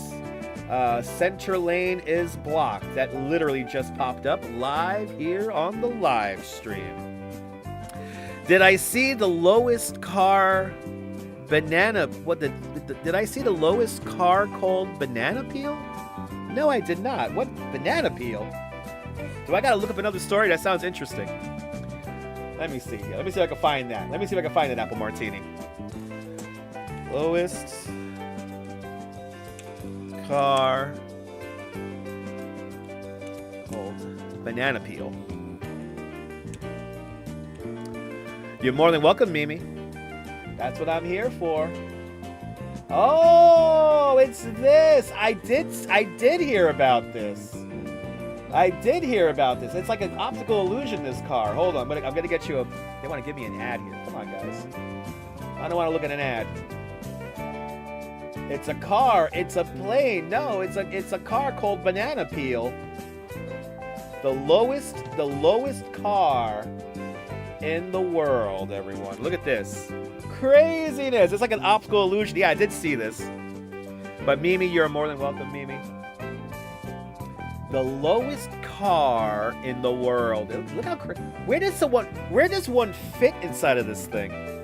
How do you sit? You must be like lying down in that thing. Oh, you ride it like the skeleton game on your stomach?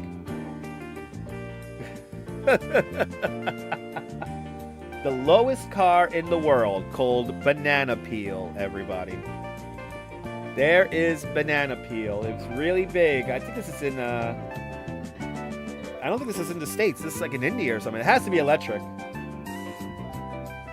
Let's see if we get some more information about this this car here.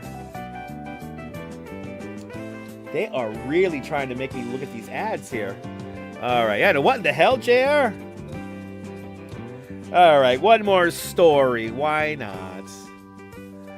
Rebel Radio News time now is 55 minutes past the hour. Last story of our 3-hour odyssey. It's a plane. It's a fly. No, it's a banana peel car. First visuals of one of the lowest cars in the world created in Taiwan drives netizens crazy. So let's go to the story here. Banana Peel car, fully modified Honda Civic EG by the Stance Garage in Taiwan. Let's see, by Ian Dong. Let's see here. The first look will have you fall in love with this custom Honda, a Honda Civic from Taiwan, which is hailed as one of the lowest cars in the world. Yes! And guess what it's called? It's called the Banana Peel car. The first visuals are out on social media, and netizens really can't keep calm. According to radar.com, or radar.am, the driver has to lie down and use cameras instead of traditional mirrors for controlling the Banana Peel car, which has created specifically for exhibitions. A Taiwanese workshop Honda Civic was transformed into an eye-catching wonder. The vehicle moves just millimeters above the ground with no visible steering wheels or pedals. And the fully modified Honda Civic EG by Stance Garage Taiwan, led by Ian Dong. The social media page of Luxury Taiwan states that the Banana Peel is so close to the ground, it looks like it's clipping through the street, almost as if it's stuck in a video... I'm about to say a video game texture, yeah. That is totally a glitch from Grand Theft Auto and American Truck Simulator. So they got to lie down in this. Rube, you're more than welcome. I'm glad you enjoyed the program. Good to see you. But they have to lie down in it and drive it using cameras, everybody. But this is totally a glitch that I've seen on Grand Theft Auto and as well as American Truck Simulator. I've seen it so many times. It's always fun when the whole thing fails and you have but they have to lie down. It's a toy car. There's somebody actually sitting in it, driving it through TV or camera monitors. But yeah, what a crazy 3 hours of content we have had, people. Oh my God. Hope you guys had fun. It was certainly a lovely afternoon hanging out with all of you beautiful people. But it's a car for exhibitions. I want to thank all 123 of you guys for hitting that like button. More importantly, I want to thank all the channel members. Thank you guys so much for funding the channel so I could do nonsensical stuff like this. And I want to thank everyone who keeps the lights on with your donations and channel memberships, like Kim Jensen with a big $20 super chat. Thank you so much, Kim. Quacky Snacks out there in the Netherlands with a big 24 euro super chat. Thank you so much there, Quacky Snacks with the big 24 euros. Kaz Cat's re-upping his membership for the last 5 months. Much, much, much appreciated to Kaz for your 5 months of continued membership to Dutch Moms Plus. It is deeply, deeply appreciated. All you guys hit the like on the video. Thank you guys so much. It keeps the lights turning. I'm glad I brought a laugh and a smile to your face because that is my job here on the internet. That is my job here on the internet. So I appreciate you guys. It's a fun format. When I'm not outside, we do the news. But yeah, let's finish it up, Mrs. Babbage. Let's do it. But there's another episode of This Week on the Internet. This Week on the Internet was brought to us by the Vitajex pill. The Vitajex, so what you doing to me pill. Park's famous flavor delicious sausages. Summon a demon sausage baby today and grab some Park's famous flavor sausages today. More Park sausages, Mom. Ice cold Schaefer beer. For people who like having fun, for people who like having more than one. Schaefer's the one beer to have when you're having more than one. Ice cold 7-Up. 7-Up, you thirst away with 7-Up. Because 7-Up is all action. And, of course, babiesovernight.com. Your new bundle of joy in a box overnight. Guaranteed. babiesovernight.com. Bringing you this incredible episode. 3-hour episode of This Week on the Internet. Do me a favor, guys. Have yourself a fantastic day on the Internet. Whether you think you're living in a simulation or not. Hug your loved ones. Cherish those beautiful moments. And good night, Mrs. Calabash, wherever you are. I will see you guys on the next one. Take care and bye-bye. Bye.